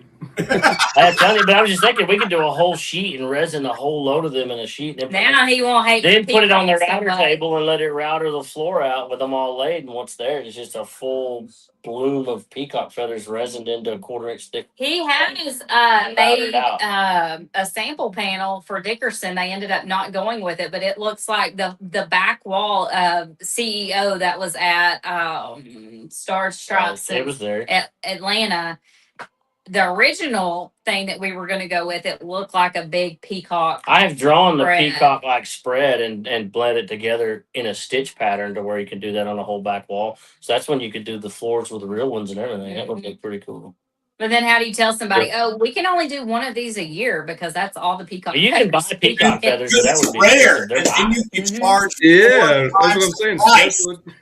But my father-in-law, he's as crazy about animals as I am. So he has a funny farm. Yeah. Miniature donkeys and miniature horses. And I keep telling him he's got a herd of them now because 25 years ago when he got into it for fun, he just let them breed. I mean, they have colts every year. He's got 20 head of miniature donkeys and horses running around. He's got a 40-acre place down there where I grew up, and it's full of all kind of randomness. So when I run out of space for my peacocks, they just go live at Papa's house. They tell me that my peacocks act like chickens, though, because I raise them with chickens. They do act like chickens. They don't know how to be a peacock. They act like chickens. That's crazy. This conversation has been all over the place. Our life is nuts. You don't realize how nuts our life sounds until you spend a couple hours. I know, yeah. Explain our life. No, that's awesome. It's crazy. I'm like, we're retarded. We need to trim a lot of fat. We got way too much. I trimmed fat. I got rid of the rabbit. Yeah, we got rid of a 9-pound rabbit. Woo! The only self-sustainable animal we ever had. Yeah, right. Dude, I had to clean that a lot. They poop a lot. Yeah. Well, hey guys, we are at the 2 hour and 15-minute mark. I would love to talk Is more. Pedro but, still on here? Yeah, he is. He popped back in. This is why we call him Technology Rob. He's got Can you the not hear fancy me? system. Yeah, we can. Okay. All right. Yeah. I don't know, dude. You sound I don't far have. away. I don't have. I don't I have can't hear him at headphones. all. Yeah, I can't hear him at all. Oh crap. Well, that's great. Pedro, you should tune in from your phone. Yeah. Yeah. I mean, seriously, you got the app. Oh my god, I might as well, right? What is? Did he Yeah, get he's something? he's got this fancy soundboard that he loves. He's a big technology guy. I'm not. We go to shows. He's got the gimbals. I just use my hand. I threw it out. But yeah, he's got this little soundboard thing that, for whatever reason, his Bluetooth needs to be charged. He never charges it. So yeah, Technology Rob. He's got all the fancy stuff. Doesn't know how to use it. Not yet. That's why we're married back to this table because her phone was dead, almost dead. But I did charge it. It was fully charged when we started this too. It hasn't been that long. Yeah. Dadgummit, it's Yeah, almost that's what 6:30. happens. Wow. Welcome to the lounge. Our longest show was 9 hours. 9 I hours. was like, Well, yeah, What well, was that? It was like, so we started off with like some of our buddies on the show, and then we just decided to keep going with it, and like a couple of our buddies hopped on, and it just started hitting huge numbers. Like this was like in our first year of it, and then we ended up with like 1,000 people tuned in, and it was just a revolving door of folks coming in and out of it. Yeah, so we just kept it riding. But those days are past us. Those are I was gonna say that we're was our not staying marketing on here PR for days. 9 hours. wow. No. Y'all would be talking to yourselves. All right, I'm kicking. All right, Pedro. Yes, I'm here. Can you hear me now? Okay, yeah, with the headset and everything. Can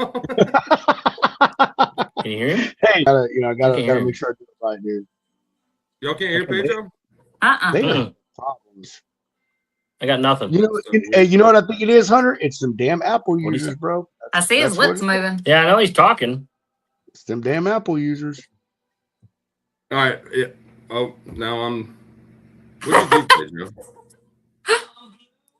I see him. Yeah, we gotta clean this up. I don't know what's going on. I don't know what's going on either, man. All right, I hate to do this to y'all. Would y'all mind hopping out and coming back in so we can close it out? That might Yes. be the fit. Yep, we Okay, got it. perfect. God, I love doing live podcasts. This is so funny, dude. What I'm trying to do right now is close out this stupid vertical thing. I hate that it's got this thing, dude. This vertical crap is just. You need to say, dude. You just need to save that for shows or something. All right, let's see. All right. Can you hear me something. now? Yeah, there we go. Welcome back. Oh, look at that! What player? Here we go. All right. So what I was saying is, we're We have officially no at the idea. 2 hour and 17 mark. We would keep going, but my wife just got back from Christmas shopping, and she's like, "Baby, got to come approve these gifts." Why? I don't know. You already spent my money. It's too late now. So I hear you. He doesn't know what any gifts are until they're unwrapped at our house. I You get to don't be- either. I don't either, Brad. It's just a I'm surprise. just as surprised as every kid that every person we know. And they're like, "Thank you so much." I'm like, "I didn't even know you got anything." You're so welcome. You're so welcome. That's And all I like, say. what do you get? I still have, and I'm usually the one that's done. Like, we're done in October. But what do you get a 7-year-old that is playing in his truck build? Like, how do you top that? What do you get him for Christmas? I have no idea. Still don't have it. Get him a legacy low back seat or something. Dude, That's what we should have my- done, and we had it upholstered. We could start with one piece of a truck. We didn't even bought the truck. We ain't even decided on what truck we're gonna buy yet. But Yeah, what's that It's Johnny gonna Cash song? 59, 69, 79. That's right. One piece at a One piece time. at a time. Hey, that'd be an Wow. awesome name for a truck if you did it like that. One piece at a time. Oh yeah. What I need to do. the holidays are always fun, man. You know, I'm just the bank account, that the checkbook. That's all of that. I work hard. She gets. To They spend that call me money. Grumps because I He's so grumpy. don't care about none of it. Me too. I love the holiday season, but my wife, she always tells us, she's like, "I'm just going to show you what I got, and I'm not going to tell you how much I spent." And I'm always telling her, "Yeah, that's probably best that you don't do that because I'm just going to be mad." Yep. Well, right now we are way below I set a budget. I set the money back like that. It goes, you don't touch it. It does not matter what kind of emergency. You don't touch my Christmas money. But I'm so far below budget right now because I haven't bought cottons. Everybody else is done, but You see this, Brad? You see, my wife says the same shit. She'll be like, I'm below budget. I'm like, all right, great. We saved money. And she's like, no, that means I could buy more because That I'm means I below gotta budget. get more. no, That's I not said I'm how below that budget works. because we don't have cottons done. Now cottons will blow it out of budget, but right now I'm never below budget 2 weeks before Christmas though. I'll just say that. I'm happy. I've got my wife down. Like we have worked our way down from when our kids were little.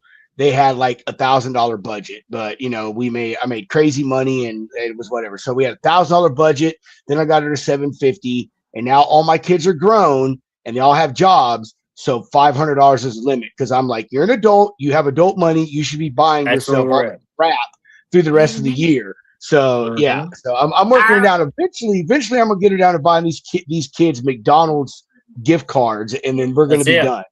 Our older two boys, they've got one big gift apiece, but all the little knick-knack thing, no. All the stocking stuff for junk we used to do. We're lucky to even see them on Christmas because they got their own homes and their own stuff, which I'm fine with.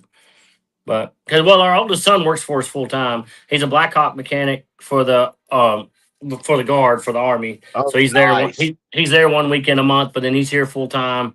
Other than that, so we see him every day. So it kind of takes that edge off. So, and we work with our parents every day, so we don't have to all that stuff that a lot of families don't get to take advantage of. We get that, we get to see our family every day, which kind of hurts on the personal side because then we're like, we all just want to go home and take the weekend. So then we don't do the stuff that we don't have the family get-togethers most families have 2 or 3 times a year because we don't need it. We see each other Monday through Thursday. We're good.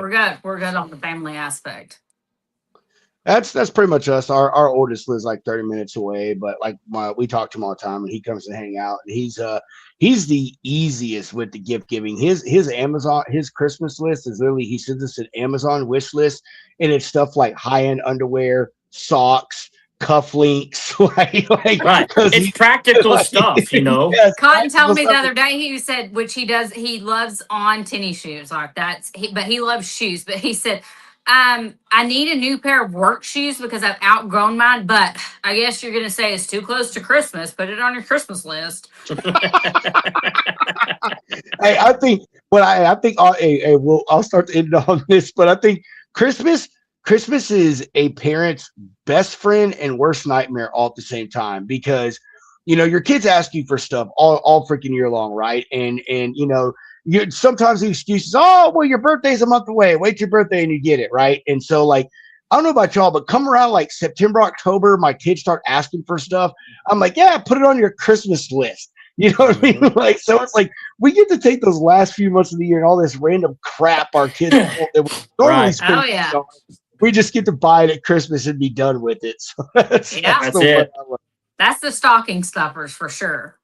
Yes, Uh-huh. yes. But I did. But I So- was glad that he pointed out that he needed tennis shoes because I hadn't got those. We've never gone big. I mean, Christmas has been decent, but We like their birthdays. we like their birthdays. We try to do bigger for them on birthdays than Christmas because it's more Wait. personal then. Cotton's birthday's 15 days. after Yeah. Christmas, So. And my birthday's 3 days after his, so that doesn't work out real well. But we find out something they want. We're pretty good about getting it throughout the year, and they've learned that as the years have gone on that Christmas is important, but it ain't about a bunch of junk, which is great for me. I'd rather buy them stuff throughout the year and keep that wish list down to where it ain't Christmas doesn't become just about a bunch of junk on Christmas Day. So works out good. I love making agree. memories. I'm with you on that. Same thing. It's unfortunately like our kids are adults now, so we're having to find a way to make memories with adult kids versus Right. little kids, which you guys also understand that strong. Our youngest is 18, so chicken noodle soup, a Christmas movie and stuff on Christmas Eve, and a gift, and we had this whole thing with Chris together and doing all this stuff, and now it's like it's it gets harder and stuff. You got to find new ways to make new memories and everything. That's right. Such is evolution of parenting. You know what I mean? We That's do it. we do a train ride every year. We started with Cotton when he was 1, so we do a We'll Christmas find a train different ride. train to go on somewhere in America. We're having to go further and further out because we've ridden them all. He's 7 now, so 7 different trains is hard to find. Not a lot of trains, not a lot of new trains going in. You know what I mean? So we're You having should to venture out to different end it, states. end it when he's 18 and do the Trans-Siberian Railroad. You know, it's like 7 days to get across that thing, man. 7 days, that'd be awesome. That's a Yeah, goal. dude. Yeah, that is honestly on my bucket list. I don't have many things on my bucket list, but to ride the Trans-Siberian Railroad across Russia is on my bucket list. I've heard Like, it's insane.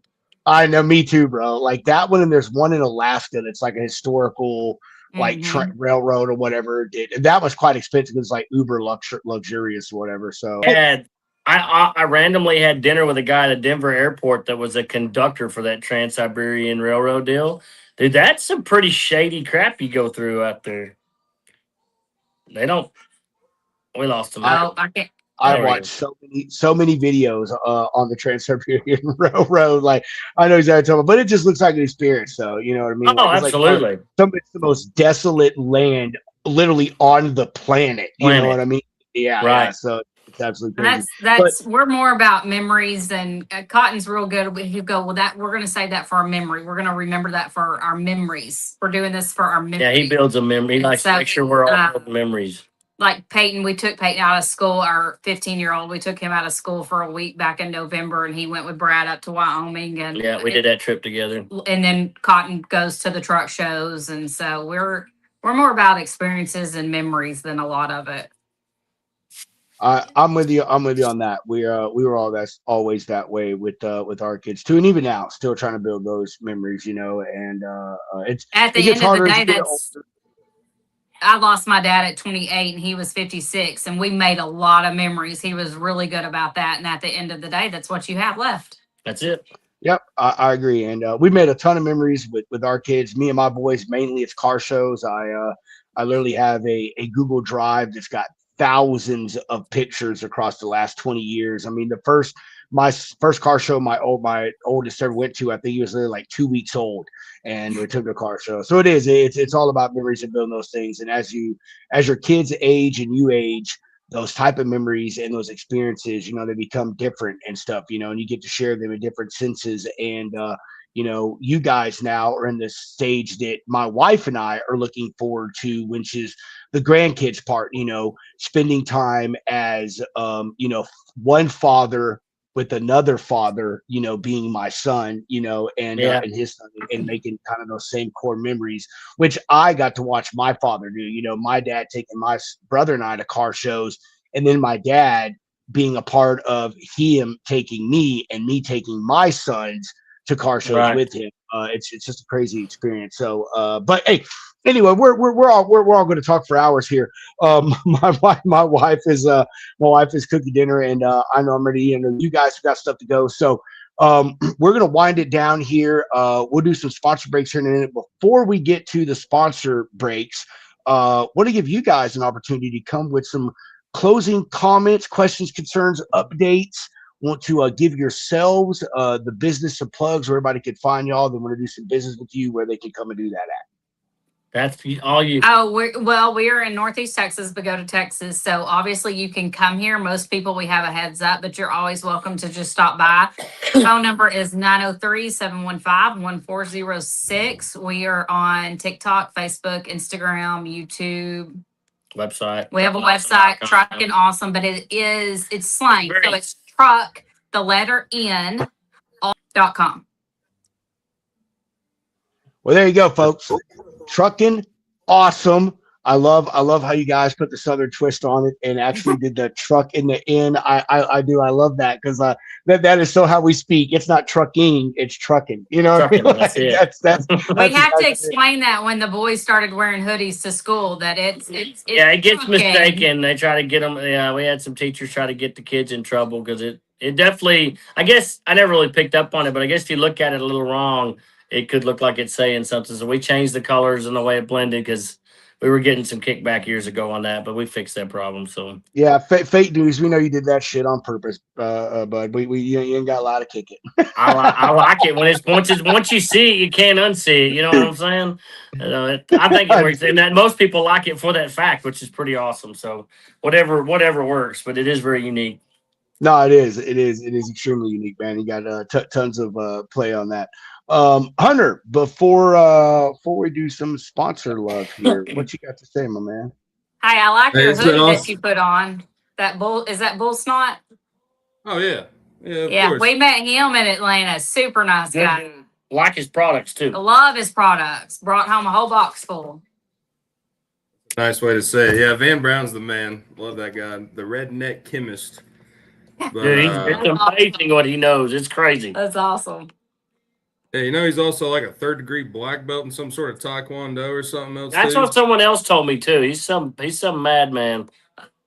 Oh, he is a madman, but he's good at what he does. Yeah, he's awesome people. Absolutely. But y'all are also awesome people. I'm upset I didn't get to meet y'all in Atlanta, but it's been great kicking with y'all today for the past 2.5 hours, which is awesome. I think this might be one of our longer shows this year, but Be sure and add me on hope to see you. Facebook so we can keep up with what shows and stuff you're at. Yeah, we can Yeah, go. absolutely. I was about to bring that up. We definitely need to like see what y'all Get are the going to, calendars especially with some together. of these- Yep. Especially some of these newer shows, because Pedro and I are the same. Like, we got our shows that we like, but we're trying to expand a little bit more. So if y'all are talking about maybe going out to the West, that's been some on our bucket list. But Maybe we can link up and do that, to or at least not 100% alone anyway. Just works out better that way. Yeah, exactly. There's power in numbers. But before I'm done with mine, y'all are now officially lounge lizards, which is a term of endearment. So that means anytime y'all Like got it. updates or y'all want to come back on the shows, y'all are always welcome. It's called the Absolutely. Lounge This has been Collective. fun. So yeah, absolutely. No, You know, this that's was what we this try to is do. way different than what I thought. I've never done anything like this before, but yeah, I'd definitely like to do this again.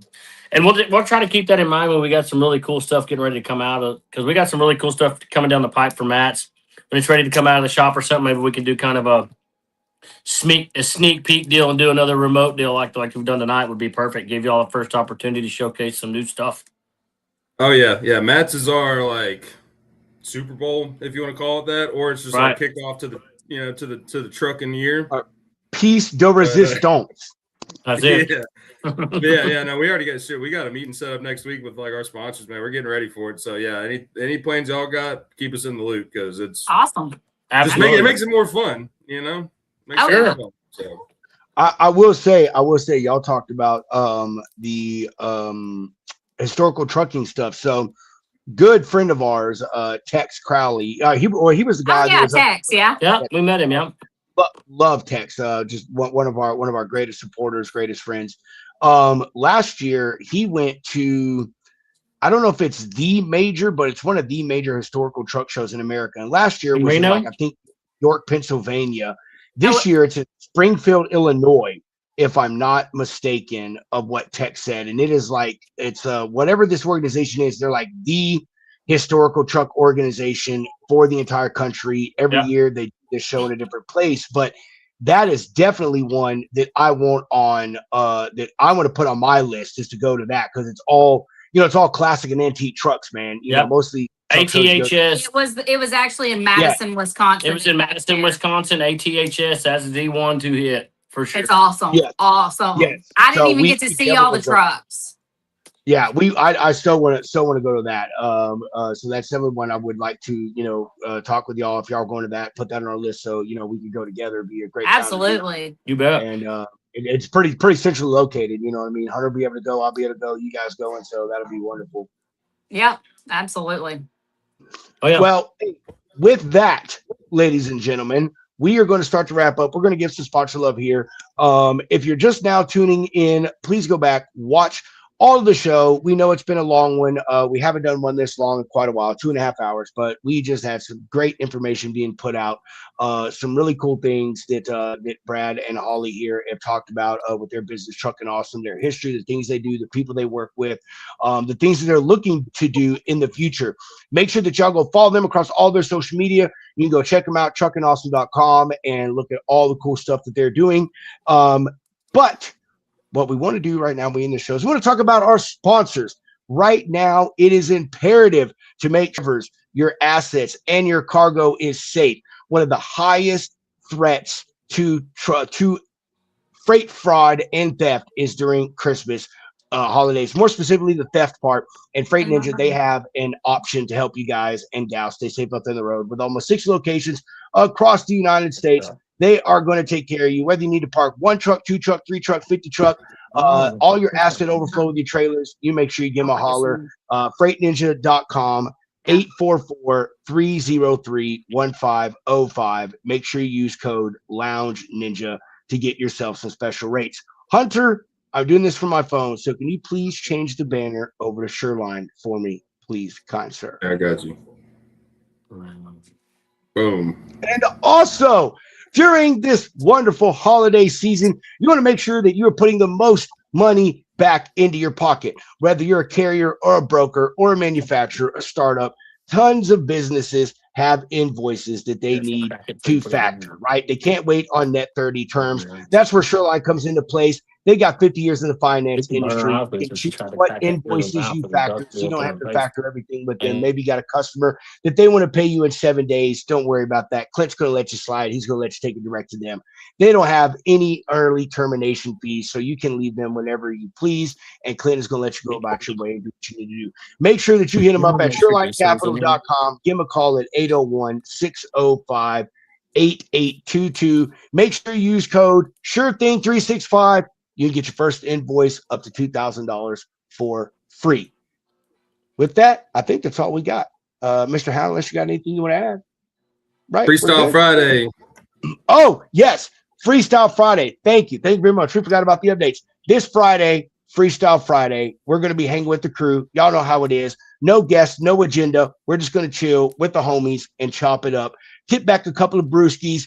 Talk about whatever we want to talk about in the trucking and logistics industry. Make sure y'all come and join us this Friday, 4 p.m. Central, 5 Eastern. Oh, and tomorrow morning, episode 9 of the Road Dog Coffee podcast from a good friend, Spencer Squire. Y'all come hang with us out tomorrow morning, 8 Central, 9 Eastern. We're going to talk 30 minutes about just whatever's going on in the industry. And you can come on there and get yourself some codes to get some Road Dog Coffee on a good deal. With that, we're going to be out of here. As I always say, chunk them deuces. Mr. Hound, roll that beautiful bean footage. The views and opinions expressed on this show by its guests are not necessarily those of Lounge Media Group or the show host. So if you sue someone, make sure it's the party responsible for hurting your feelings. Also, grow up, be an adult, and understand not everyone thinks like you. And that's okay.